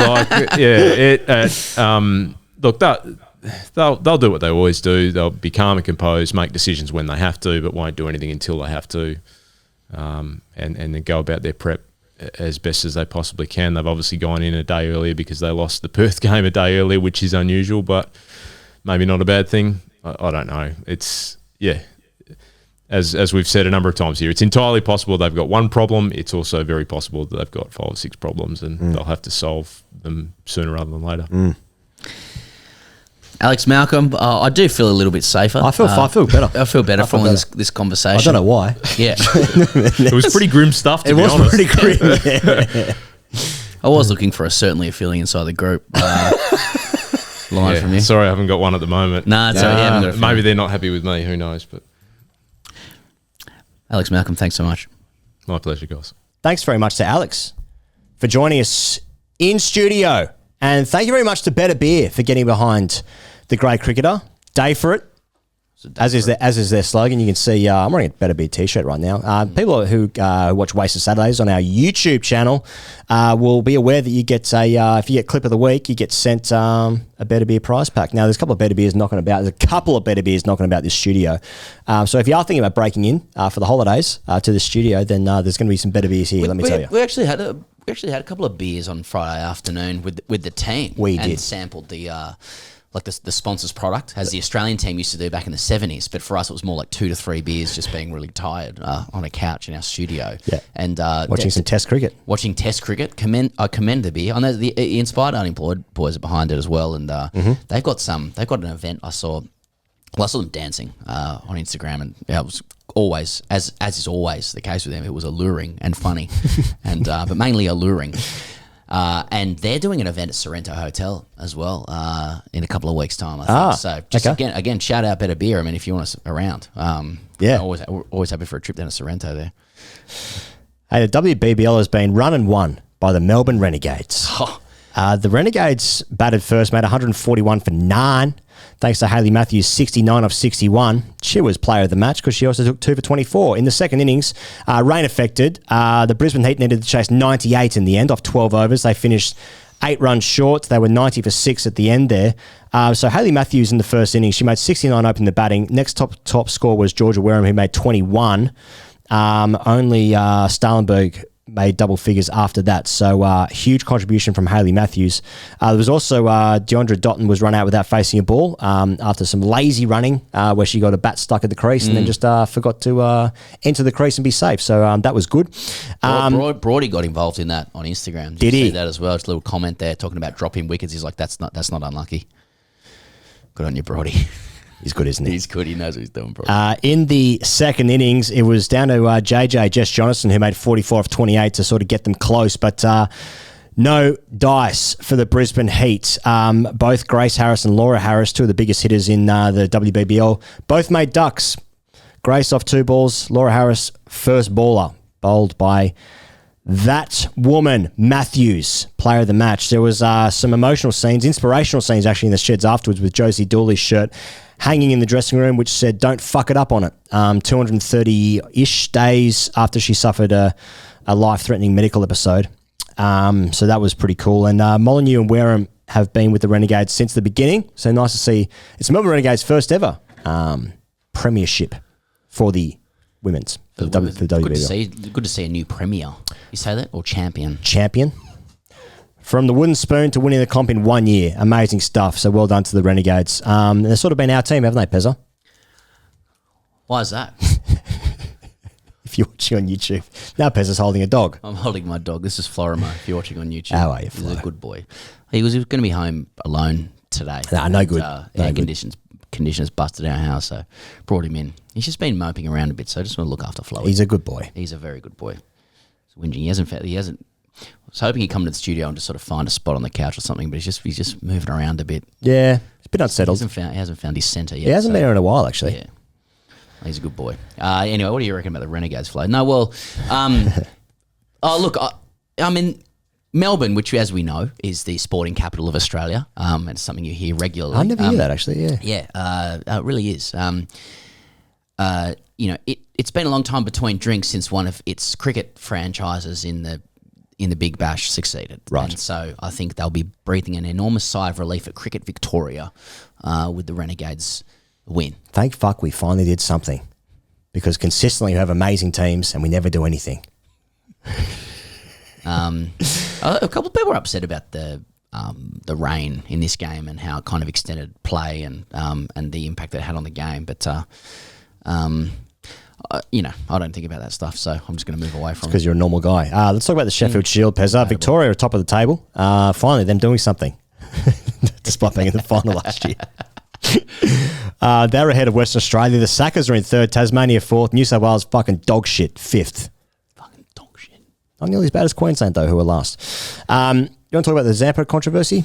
You actually broke some news on Cricket et al, where you can sign up there. Yeah, that's true. Yeah, this was a really strange story. I mean, it's been a great story for people who enjoy Fox Sports headlines. 100%. And many of us do. Yeah, there's been like quotes like, taking the piss. Yep. And a lot of he said, she said around this. So like, I don't know, to back it up, Adam Zampa, who doesn't play often in Sheffield Shield cricket, was recently selected for New South Wales to play against Tasmania at the SCG. And a very strange story developed afterwards, whereby a number of administrators and Stuart Clark, who's both a board member and a selector, as well as former greats from New South Wales cricket, essentially either criticised the selection of Zampa or distanced themselves, in the case of Stuart Clark, from that selection. Yep. And it sort of brought about a news cycle of largely, as far as I could tell, like condemnation for Adam Zampa for playing in this game, and how, it's emblematic or a little bit of a lightning rod for, the ills of the Australian cricket pyramid and system, and it's not separated from Australia losing this game, I think. He's played for New South Wales before and it hasn't really come up like this too much. But, for me, I thought, so where did I come into it? I think Zampa had just copped a lot of shit for a couple of days, and he felt at some point like he should probably put his side forward, given there was a lot of other sides forward. So I just wrote that, and it's mainly just his quotes about how his selection came to pass. But so I don't know, from my perspective, I think this is about administrators like leveraging some tumult in Australian cricket to prosecute some views and create a public conversation about the way things should be done.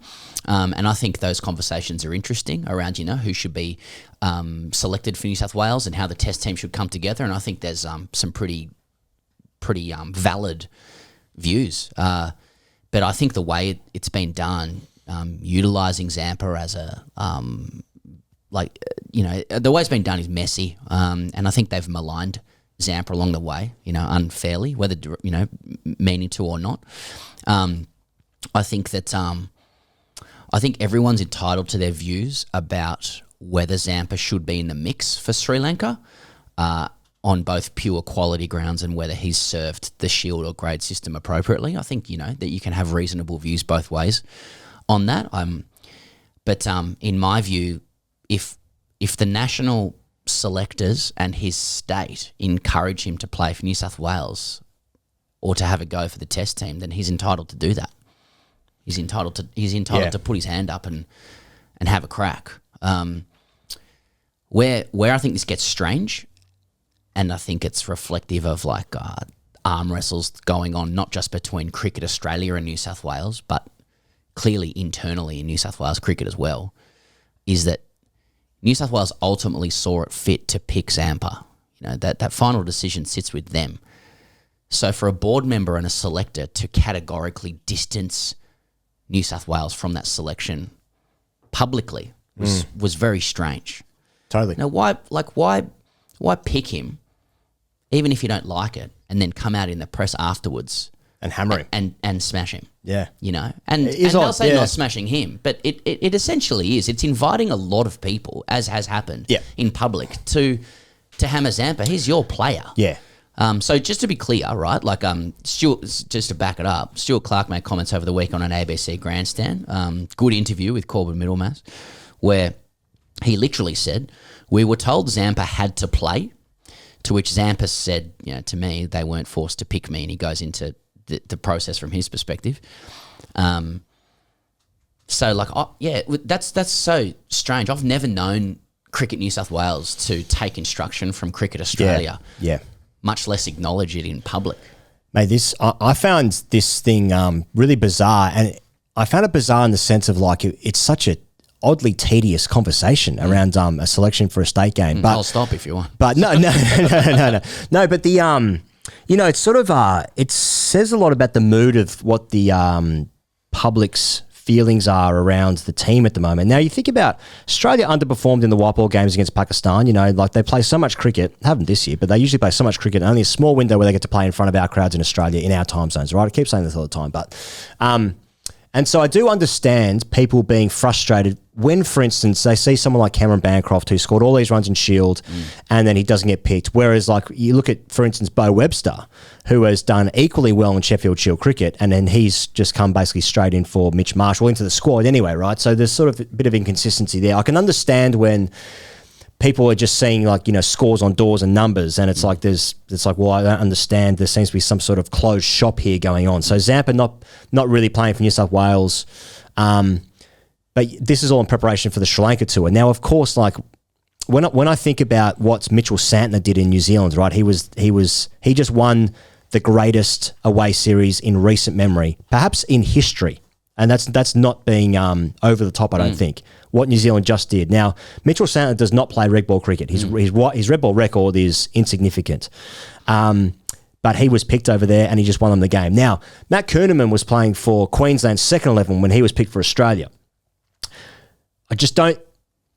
Is it communicated enough that, like, what happens at the WACA or the SCG or at Karen Rolton Oval or Adelaide Oval is just not the same as what the test team is going to play when they play in Gaul. Like, that's... Yeah, so we're saying, like, Sri Lanka offers, extremely bespoke conditions that require probably some lateral thinking in who you pick. And, like, Zampa has been really clear from the start. He doesn't expect to be the first spinner or the second spinner. He just thinks if they want to take a third spinner or a wrist spinner as another angle and another way of spinning the ball when they're going to play one quick only, I'm just going to put my hand up. Yeah, he's allowed to put his hand up. I would have thought so. And then also, that's the Australian cricket pyramid using Sheffield Shield to prepare them for the games in Australia. Yeah. Now, like, I do understand why people are upset about it, but at the same time, can we just step back and just fucking cool our jets? Now, this doesn't happen if Australia don't just get absolutely flogged in the first test match. This conversation doesn't happen, I reckon. Maybe that's beside the point. But I think it's pretty harsh on just absolutely bombing Zampa over this when he is... Or bringing him into it, because it's not really about Zampa. It's about the system. It's right. People within New South Wales cricket being unhappy at how the system is being used or claiming that they're being given directives from Cricket Australia. And Zampa's been caught up in it, which I just think that the way he's been hung out to dry by his own administration, or at least some members in his own administration, is regrettable. It's the whole thing suggests to me that there's internal disagreement in Cricket New South Wales about Zampa's selection. Like, there's nothing unusual in that. Like, people in selection meetings at any level will have disagreements, or that it'll go up to board level or whatever. Australian cricket lives in Wild West times. It's pyramid, which was fit for purpose, during Packer era cricket where we owned it, and we all wish we were still there. And everything leveled up to Test cricket with sterile purity. Is much less so now. So that part's fine. Disagreement within Cricket New South Wales about whether Zampa deserved the game. There's no problem with that. That happens. What's unusual to me is a board member and a selector intimating that New South Wales selectors had zero agency in selecting a player for New South Wales. It's like a Batuta headline. Effectively washing his hands in public of his own player, Zampa, and proactively choosing to do it in public and unleashing people onto him. I note, by the way, that Cricket New South Wales yesterday moved to clarify that Adam Zampa's selection was not a directive from Cricket Australia. That's via Nick Savage at Fox Sports. So Cricket New South Wales spokesperson is saying it wasn't a directive, and a board member is saying that it was a directive. I mean, people are diminished by this. I also note that a few board members have since opted not to offer further public comment, which may have been the wiser approach first time around. But some of those people are keen to make this a conversation, and they're employing, media to do so. And you know what? They've got it. As guys in their late 30s, no one wishes it was 1999 more than us, right? But you look at what England doing with their setup. Now, that's what's happened with guys being picked essentially not out of county cricket, or their records are terrible in county cricket or whatever. That's upset a lot of people in the UK, right?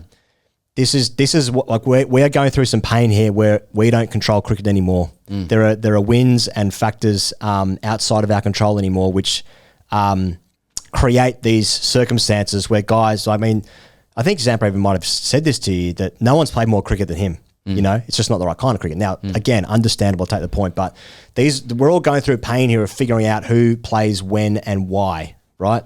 And it's happening all over the world. It's so hard to figure out. South Africa are going to make the World Test Championship final. How? That's awesome. They sold their game to India for the SA20. Sorry, sold the game. That's harsh, but you understand what I'm saying. And they're going to be one of the best 2 Test teams in the world. Like we're trying to figure out what all this means now. It's harsh on Tanveer Sangha, I suppose. Well, I mean, look, Zampa dealt with that as well. Yeah. By the way, I mean, it's one of those things where things are said in public, but there's a lot more nuance that goes on in private. Like, it's not out of the realms of possibility that, a person within Cricket New South Wales says one thing to Zampa and says something else to a board member. Like wires can get crossed. They can.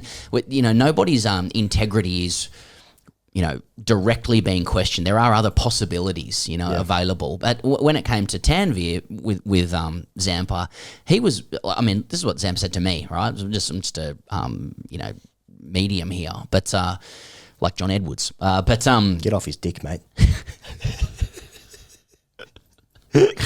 I'm saying that to myself as I'm talking. Just can't help it. Yeah.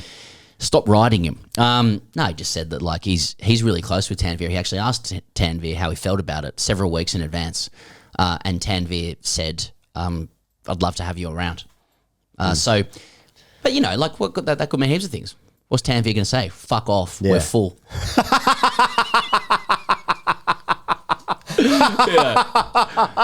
I should know. Maybe. I should know as well. This hasn't. I don't think this has come out. But in the interest of just further information, Zampa will not be playing for New South Wales against Western Australia as well.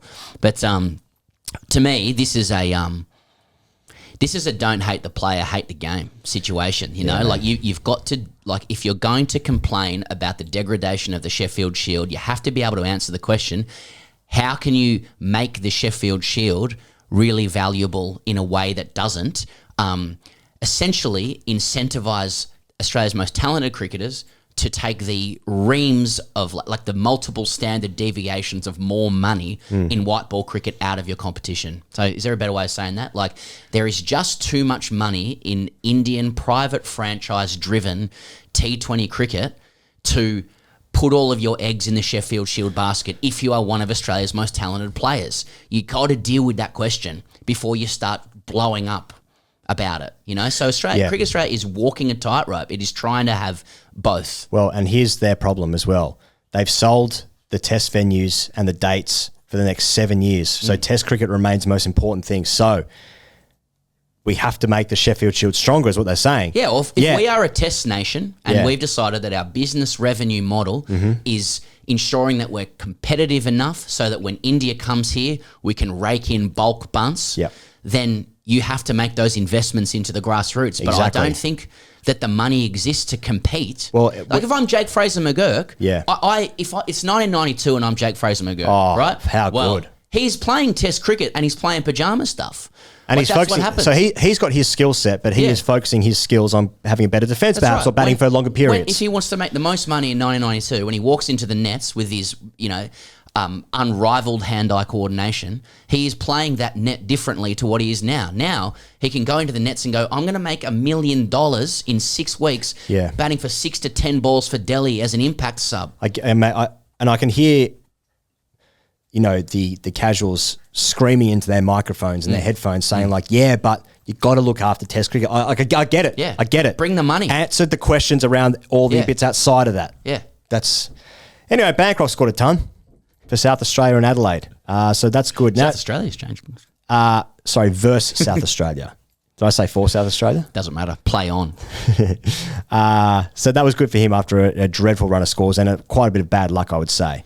We got a message from a paid subscriber, a member, if you will, a pay pig, as we call them, saying that he enjoyed his night at the Adelaide Oval. He noticed that Jaden Goodwin was on the boundary for Western Australia, was very demonstrative with his clapping. And so this guy tried to take him on in the clapping stakes and clap more than him and wiled away an hour. So that's where the shield's at. Okay, good stuff. Good stuff. Okay, as I said before, next round of fixtures is New South Wales against Western Australia, Victoria against Queensland, Tasmania hosting South Australia. The next round of games after this one starts on Friday, starts on February 8th. So all pretty good for streamlining that process, getting the best players to play for Australia in long-form cricket. Okay, New Zealand against England, the first test in Christchurch. Easy for me to say. New Zealand batted first, made 348. England then made 499, thanks to Harry Brook, who absolutely bombed 170. He was 4 for in the end, but still 170, no less. New Zealand then made 254, which meant England needed 104 to win. They chased that 2 down. Bryden Cast took 10 wickets for the match and also 33 red in the second innings of the game there for England. England won by 8 wickets. You know what? Let's talk to Ali, mate. Great to have Ali on the show. Yeah. It's been a while since we had Ali. But and in a decent time zone as well. That does help, to be fair. Not to be confused with the games parlour. He's not actually in it. He actually might be in a time zone. Well, let's find out. Okay, so it's been a little while between drinks, but we've got Ali Martin with us, cricket correspondent for Guardian and The Observer.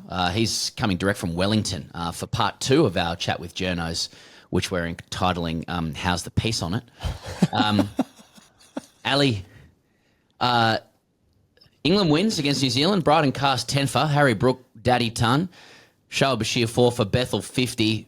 Even Ollie Pope made runs. These are young blokes doing the business. So they're green shoots in English Test cricket.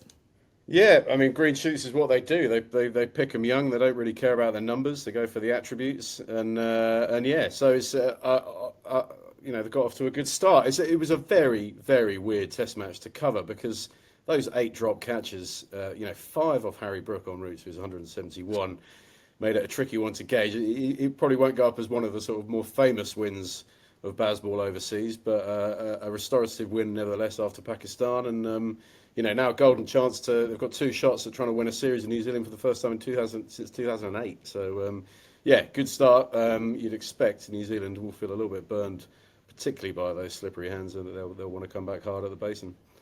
Ali, I just want to focus on the negatives, obviously, as is my Australian want. The captain Ben Stokes, before he said he doesn't focus on the World Test Championship, doesn't know how it works, etc. Fair enough. I noticed that some people in the UK, it's like 175 squid for a ticket to go watch the England team, go and play their cricket, Test match cricket. Probably doesn't help when the captain's saying, don't really care about the World Test Championship. Thoughts?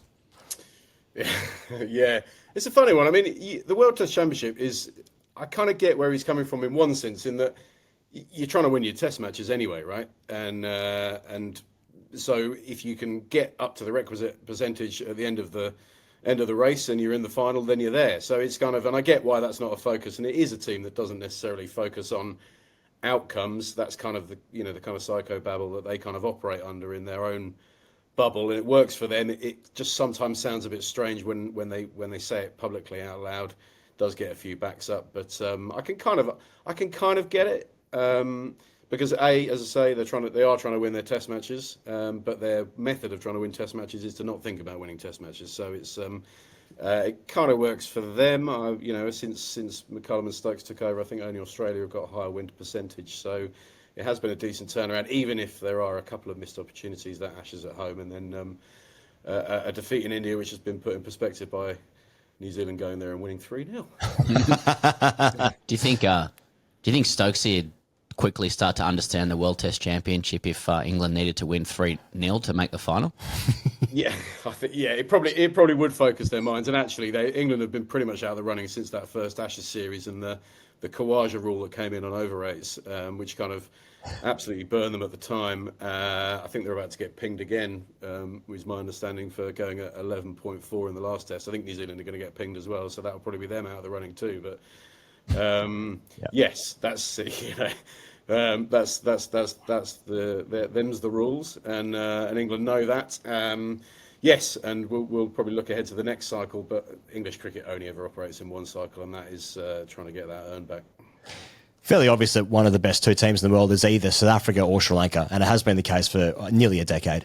Ali, I want to get your sense of covering the team, right? Because I think England are perhaps maybe like a couple of years down the line of what Australia might try and do, and by that I mean picking guys that perhaps don't have the best record in the level below, county cricket, Sheffield Shield, right? They're trying to find something that might work at the higher level, and it's at least exciting, right? I'm talking about Chris Wokes. No, I'm talking about like Gus Atkinson, Bryden Cast, Shoaib Bashir, Jacob Bethel. I can understand when there must be so many people back home in the UK being like, this is ridiculous. It's a slap in the face for county cricket, but it's sort of working, or they're getting some games into some guys that the Aussie guys aren't. You know what I mean? How's it been for you covering it?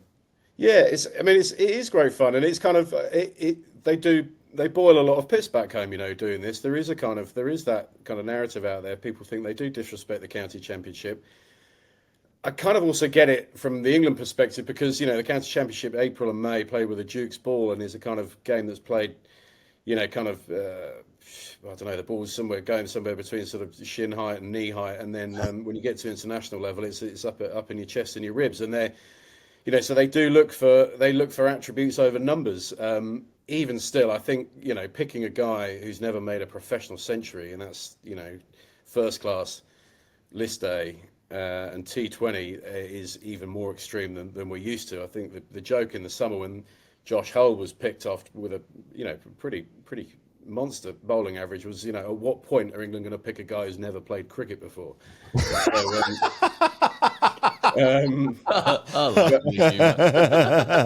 Well, Harry Brooks sponsored by the MLB apparently, so you're not far away. Yeah, right. So they're tracking that direction, but no, I do get it, and actually, in the case of someone like Jacob Bethel, he's not just been plucked out because he's a nice kid. This kid's been talked about for a long time in English cricket. The backstory is sort of fascinating from his roots in Barbados. And every level he's played at, people have spoken about it in these sort of hallowed terms that, he is the one, this is the one. We've had Lara saying that he's better than me at that age. We've had Ian Bell saying he's the best 17-year-old I've ever seen. So Garfield Sober's a big family friend of the Bethels. He was consulted before Bethel made the move over to England age 13, and Sobers gave him his blessing. So it's, this kid he's got big raps. He was at rugby school on a scholarship, 2 hours every morning at the indoor school at Edgbaston before going off to do his lessons. And anyone who set eyes on him has said, it's the hand-eye, it's the back foot game, it's the pull shot, and he's an absolute whippet in the field, and he bowls some left arm spin. So it's extreme, and coming in at number 3 is even more extreme for your Test debut. And guys, I think I wrote this morning that that Steve Smith had kind of started down at number 8. Sobers himself started down at number 9. England, they don't try and hide people. They don't try. I'm not saying that's what Australia did, by the way, but they don't. They're not looking to hide him down the order. They had a problem. They had a wicket keeper out. Ollie Pope takes the gloves, and the spot. What they thought was the least messy way to calibrate the team for that first test was to get Jacob Bethel in at number 3, and shaped up all right first innings. Didn't get many, but in that run chase, bit of licence, flat pitch, and slightly demoralised New Zealand team by that point, but he's still got to score the runs, and he's currently averaging 50 and 60 in Test cricket and 25 at first class level. So it's quite good, and my word, he's a confident one too.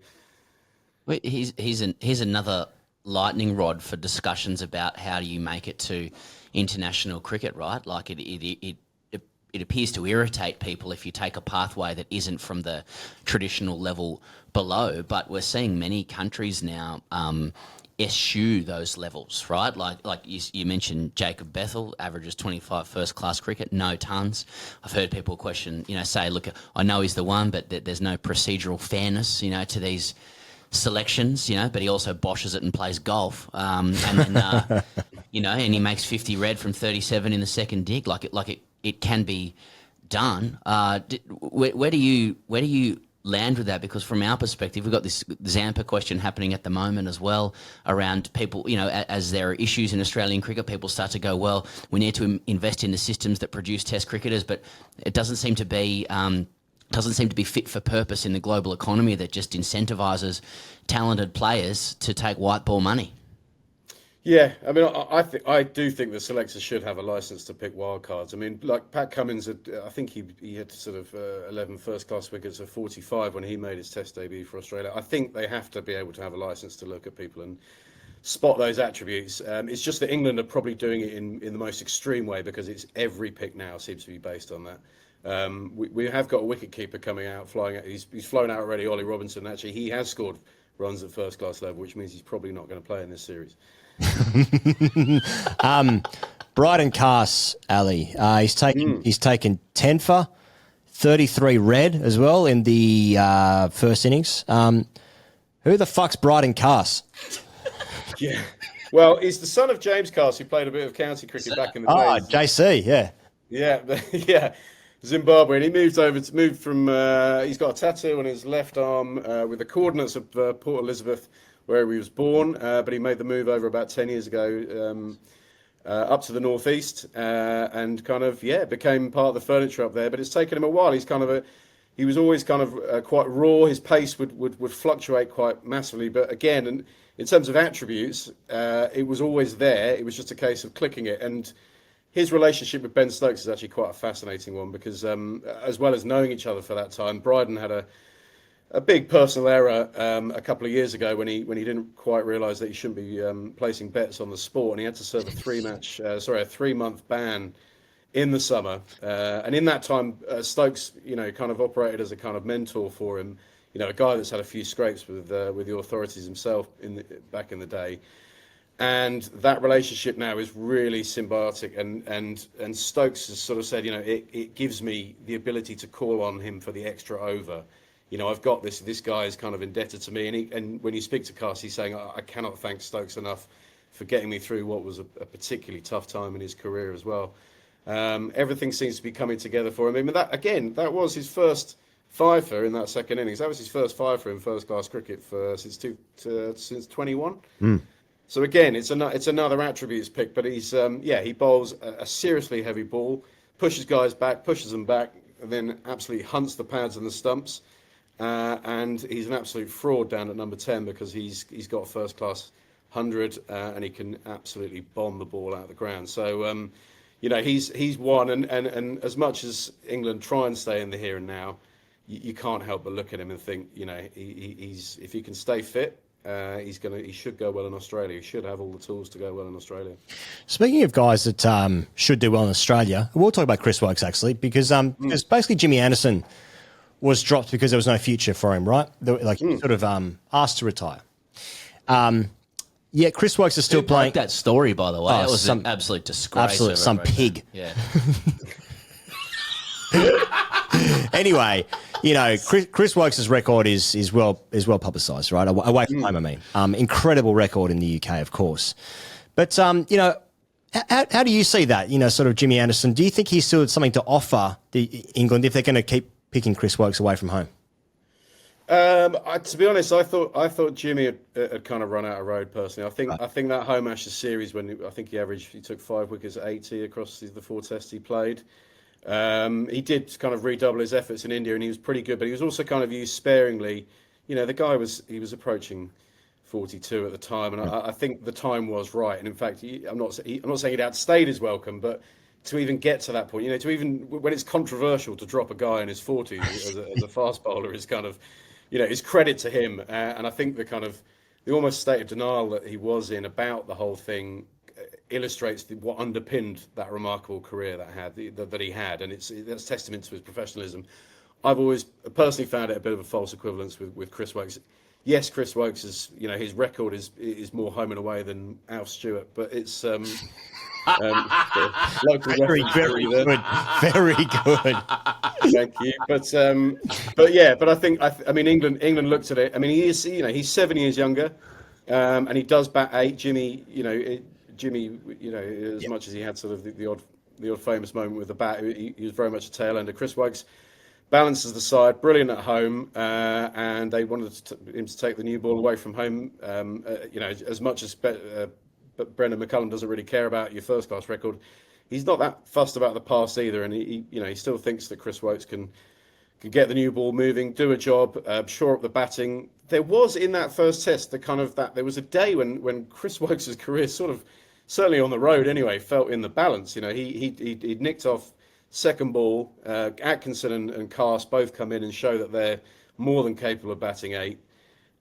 He'd gone wicketless in the first innings as well, Wokes, and then he nicks off Tom Latham to get the ball rolling. But probably more importantly, in the context of the game, is he gets Williamson and Blundell in the space of 2 balls, and that was a huge moment for him. And there'll be some people that say, well, that's it's New Zealand, it's as close as you'll get to England in terms of conditions and what have you, but. For me, it was always a bit of a false equivalence. Whether he makes it to Australia, I'd be surprised. This team surprises me all the time, so you certainly can't rule it out. But as a kind of percentage pick, and he's unbelievably reliable and just such a model pro. To have a guy like that in the dressing room, I think there's a lot of qualities there that aren't appreciated with Chris Wokes. Even if I say he can be a little bit Alf Stewart. Okay, so as far as I can hear, Jacob Bethel is the next Lara. Bryden Cass is Brett Lee, wheels and bombs him, and Chris Wokes can do a job in Australia. Does England watch Australia's recent trouncing with italicised interest? Certainly, anyone who follows English cricket has been very much enjoying it. And in fact, to be honest, it's been great to be on a similar time zone just to consume all the media as it's unfolding. I mean, that is, I'd be sleeping through it all normally. So, to be out here and tracking it live is great fun.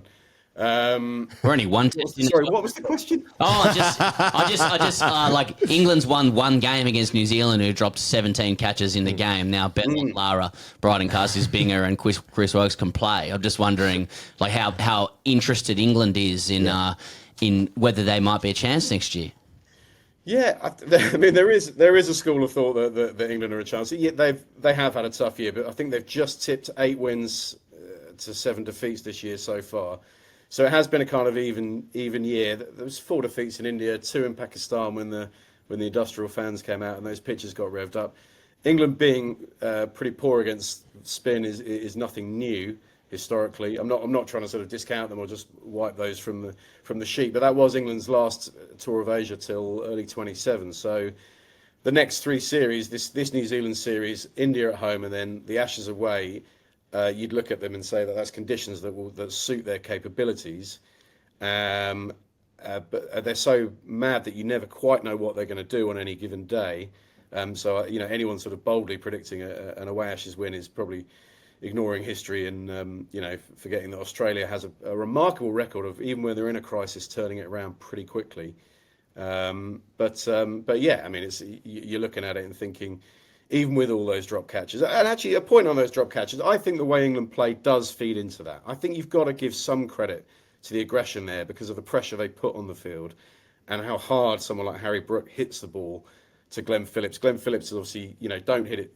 If you hit it straight at him, you're fine. Hit it 2 meters away from him, you're buggered. But yeah, I think England should get a bit of credit there. But yeah, there's a kind of underlying confidence that if nothing else, England will go there and give it a much better go than they have on the recent tours.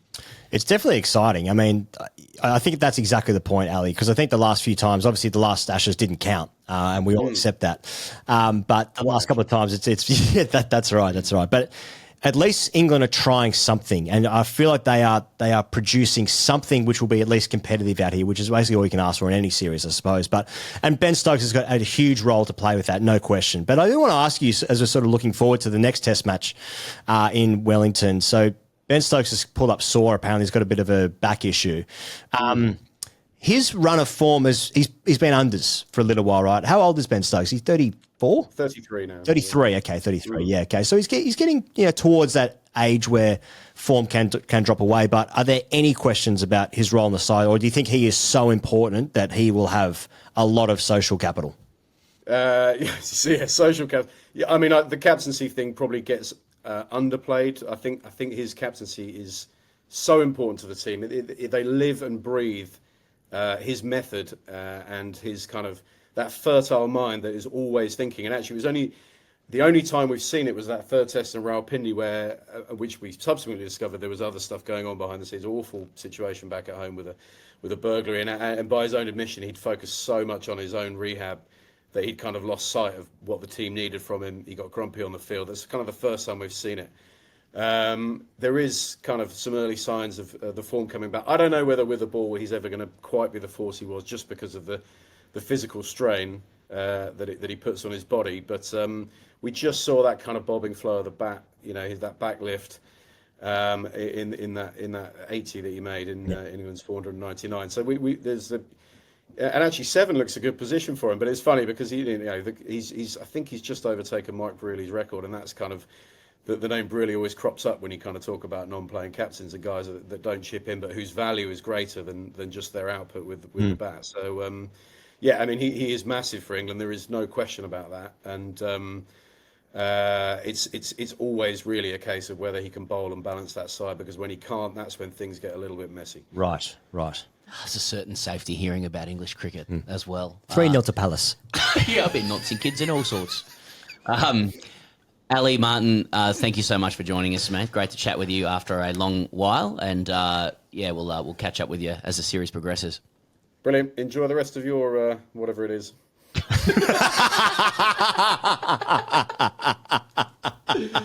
That's great. Thanks to Ali Martin there for joining us in a time zone. South Africa against Sri Lanka. Now, this is interesting, Pezza, because we're talking World Test Championship, scenarios. Yeah. Okay, South Africa were bowled out for 191 in the first innings. There was rain affected on day one. Sri Lanka then came out and were bowled out for 42 in 78 minutes. That's their lowest ever total in Tests. They conceded a 149-run lead in the first innings, so the game was over. Marco Jansen took 7 for 13 in 6.5 overs. He finished with 11 for the match. Temba Bavuma, he made 70 in the first innings and 113 in the second. Tristan Stubbs also, Stubbsy, made 122 in that innings, the third innings of the game, along with Bavuma, about 113, of course. South Africa then set Sri Lanka 516 to win, and Sri Lanka made 282, so a much better effort than their 42 in the first innings. 282 all out, thanks to Chandimal's 83. Marco Jansen, player of the match, 7 for 13 and 4 for 73. Unsurprisingly, his best ever figures in Test cricket. So that puts South Africa in a very strong position. They got 3 tests left. They got one more against Sri Lanka. That game is also in Durban, I think, as with this first one. I think both tests were both in Durban. And then they host 2 games against Pakistan, of course. So if they win those games, they're going to be in the World Test Championship final. I got nothing to add to that. Have you got anything on Guyana versus Victoria in the Crude Oil Cup through the week? No. Corey Anderson, John Wells. Yeah, nothing on that. Nothing on that one. Victoria won. So yes, Victoria finally doing something, despite having all that talent. Everything's coming up Victoria. Can't the Vicks? Can't the big V. While Sri Lanka have been bowled out for 42 in Durban, you can guarantee they're going to be very competitive when we play them in Gaul. Australia play them in Gaul. With Jai Warden, they're just darting him into the pads there, being unplayable, etc. And Sri Lanka's batters pretty solid as well in Sri Lanka. Jai Warden is coming back. Yeah, that's right. Oh, yeah. Yeah, Jai Warden, He's good. Is that what I just said? Damn it. Jai Surya. Damn it. Prabhath Jai Surya. Oh, well, I mean, if Jai Warden probably could. It's going to be that hard to bat. Get the greats back in the game. All right, AskTGC brought to you by Smith Optics Australia. What a show it's been, Pezza.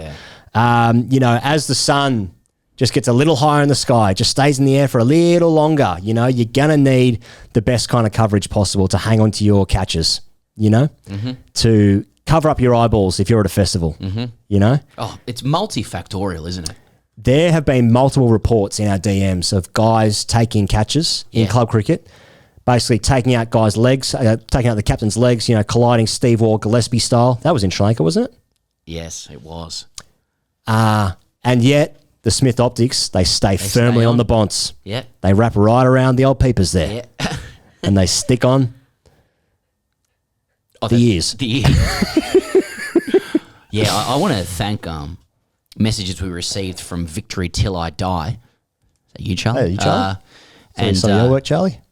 You're a Victory fan? I like that moniker, Victory Till I Die. Just letting you know that I'm going to stay with this team. I'm not even going to change. Well, no one should change teams. Of course you should be Victory Till you die. Or any team till you die. Yeah, thank you, Victory Till I Die, and Read the Seed.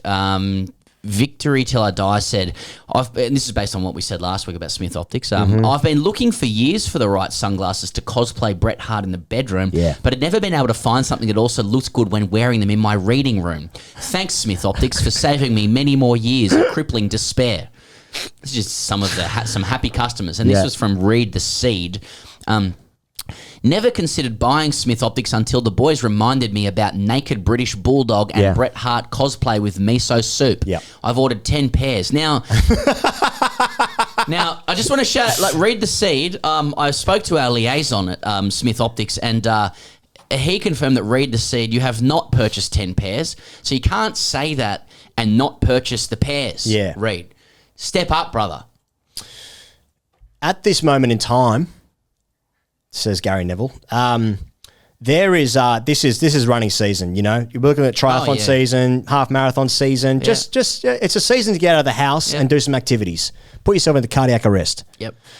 And you know, blow that calf for the 10th time. Just blow it out. Blow out the old dummy half there. Come back too soon based on anxiety and blow it out again and damage it in perpetuity. Now you might be thinking, oh, should I get some new shades or some new runners? You know, some new wheels for the festive season. Mum and Dad, they've asked what I want for Christmas. If they use the code FAST at smithopticsaustralia.com, they're going to get 25% off your Christmas present. 25% off. That's a permanent Black Friday sale as far as I'm concerned. That's actually a really good point.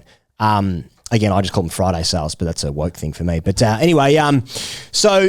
Oh, you just got a shake of the head from Charlie, 25 years old, fucking woke, scolding you with his mannerisms. Oh, shut the fuck up. Shut up, Charlie. Victory till I die, you fucking nonce. That's what you get for shaking your head. Yeah. These 25-year-olds who can woke scold left, right, and Darren centre. Yeah, so, you know, festive season, you need some new shades. Just get out in there and doing some road work, you know? Oh, yeah. Smith Optics. Hey, just before we get to AskTGC, can I issue a condolences to Ian Redpath's friends and family? Vale Ian Redpath, who died this week, aged 83. He was last year inducted into the Australian Cricket Hall of Fame. He's spoken so fondly of by those in Victoria, and this is being serious about Victoria, as both a player and a coach. He played 66 tests, he goes. He made 4,737 runs at 43.45, what we wouldn't give for someone like that coming in right now. Highest score of 171, took 83 catches, mainly in the grippers. He's played the most first-class games of anybody at the MCG. Really? Ian Redpath. Wow. He played... a huge number of games for Victoria, averaged 42 in first-class cricket, 32 tons, 15,000 runs, 84 50s in 226 first-class games. He played in the first ever one-day international. Right.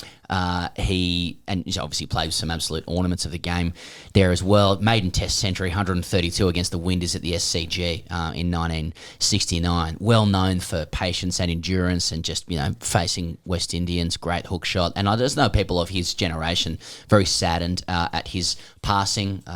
And there's a wonderful tribute to him, an obituary from Gideon Hay on cricketatale.com as well, where you clearly get, and this is an unfortunate segue from Vale to Ian Redpath, but, you know, Cricket Atale, you get those kind of tributes, you get opinions, you get, you know, news breaking, etc. But Vale, Ian Redpath. Well said. Caleb wrote in. He said, "Hi, boys. It is generally accepted quite correctly that 100 in the losing side is the ultimate. Just wanted to get your thoughts on the below scenario to see if there is anything I can strive towards next time to achieve the ultimate, inverted commas, ultimate 100. Scenario is, I'm skipper of the side, 2-day match on consecutive Sundays, playing our club's long-standing local rivals. Win the toss, bat first, I open the batting, hit 100 before tea. My first 100 in 16 years. They are chasing 206 the following week. I then jet off to the US for 5 weeks, missing the second week of the game. They chase down the total 9 wickets down with 4 overs to go, thanks to an unbeaten 100 from a country transfer who scored 1,000 runs in the country comp the year before. Meanwhile, while this is happening, I'm getting live updates from the boys at 7 p.m. local time on Friday evening while paralytic on Bourbon Street in New Orleans for the Halloween weekend while dressed as Ragnar Lothbrok from Vikings, and drunk college girls are getting their tits out for $3 beads, and you can buy from any convenience store in town. Thoughts? Regards, Caleb. And he also said, hi lads, just to clarify, the game is consecutive Saturdays. Arrived home yesterday, 27 hours of flights and jet lag, etc. All right. I've got a response to this. Yeah. AskTGC is not for fucking just like thorough, comprehensive success. Yeah. Yeah. I admire that at least he hasn't even tried to hide it, which is what most people do. Right. Most people will basically like they'll fill their stocking of the story full of bad things that happened, but the gem that's in there is something great they did, and that's really what they want you to focus on. Yeah. This is just a guy writing in going like, made 100 before tea. I want to let you know that it was 100 out of 200 as well. Yes, so yes. half the score. And such is the opportunities that are presented me in life. You know, my labour is required internationally during week 2. So I'm in, is this right? I'm in. Well, he just says he jets off. He doesn't say he's there for work. He's just jetting off. Oh, sorry. So he's just on a holiday. I think. So I'm off to New Orleans. There on Bourbon Street. Yeah. French Quarter probably at some stage as well. Looking at birds' tits. Yeah. I'm sorry. Yeah. Just playing the role. I bow down to you there with the way that's said. But join us on Patreon. Yeah. He's asking. Like, is this the ultimate? He's just asking if this is the ultimate. He's basically asking like, is this as good as it gets? And the answer, he already knows the answer. Is he? But you're suggesting he's flexing a bit too much on this. It's too much. It's not really in the spirit of AskTGC that someone writes in and goes, mate, tumped up half the score. Looked at birds' tits in New Orleans. What do you reckon? Is that good? I mean, what the fuck's that? Country transfer. Yeah, we lost the game. Country transfer. Someone scored 1,000 runs, so there's a good player in the game as well. Yeah. In my game. Yeah. I mean, I'm sorry. I just feel like, we leave signals to our audience around what's making the grade in AskTGC Fridays, and it certainly isn't blokes succeeding. Yeah. So I mean, congratulations and all that. Had he lost his wallet or something, or lost his phone, because who carries a wallet anymore? We need some trauma of the trip to actually add some realism. And then at the end, he tries to be self-deprecating, going like it wasn't consecutive Sundays, it was Saturdays. Because that was one area I was going to call out. It's like any cricket that's happening on a Sunday consecutively is fucking using an auto bin, recycling yellow-lidded auto bin from Wednesday. Right. But it's actually on a Saturday as well. So unbridled success, no good. Well, you tell me I mean, that's my perspective. Yeah. I mean, is it the ultimate? Well done, Caleb. Yeah, I mean, the answer is yes. This is the ultimate success. Is the answer to the question. I mean, he's like achieve the quote ultimate 100. He's trying to add extra levels to 100 in a losing side. You've either got 100 in a losing side or you don't. I don't really care about the context around it. I got to say, it's like people trying to redo the Triple C. It's just a Triple C. You either do it or you don't. I think the ultimate, you've got to be there for it. That's a great shout. So, like, you've got to be able to castigate your team in person. Mate, if you're in New Orleans on Bourbon Street, why are you fucking getting updates from your cricket team? Yeah, that's it. You fucking dead shit. Go and live your life. Yeah. Hey, boys. What the fuck is wrong with you? Yeah, he's there Friday night, Bourbon Street, which is I've never been in a place that's more of a cesspool, and a cesspit of human behaviour. Yeah. Fantastically than New Orleans on Bourbon Street. Like bartenders put shots of like hard liquor between their tits, and and I don't get involved because I'm married, but you've heard about it. I've heard about it. Yeah. Some of the other boys did it. I also saw David Arquette walking down the street. And I'm telling you, like, there's a reference. if I'd scored 100 the week prior, and I was there on Bourbon Street, well, yeah, I'd be doing the same thing. I'd be FaceTiming on a Friday night, trying to get frog bucks up because cricket means something to me. I don't want to see the context of my 100. Yeah. No, I think you've got to be there to experience the pain of everyone else while you're sitting there with absolute glee. Yeah, but pretending that you're upset, mate. Don't get live updates when it's happening. Yeah, fucking live in the moment of New Orleans, brother, or at least fly home. For the sheds, and then fly back. Just talking to a woman who's putting a shot glass between her breasts about his chanceless 100 in a losing side. We only made 200. I got 100 of them before tea. Okay, darling. Texas, a Southern Belle. Yo, I've heard about him. Thank you very much to Alex Malcolm for joining us. Thank you very much to Ali Martin for joining us as well. And thank you for joining us here. Another stellar episode of The Great Cricketer. You know what? It's almost like it's the biggest show in the world. Thanks for joining us in Perth tomorrow night. And thanks to Adelaide for seeing you guys out there last week as well. All right, we'll see you guys on the internet really, really soon. Cheers.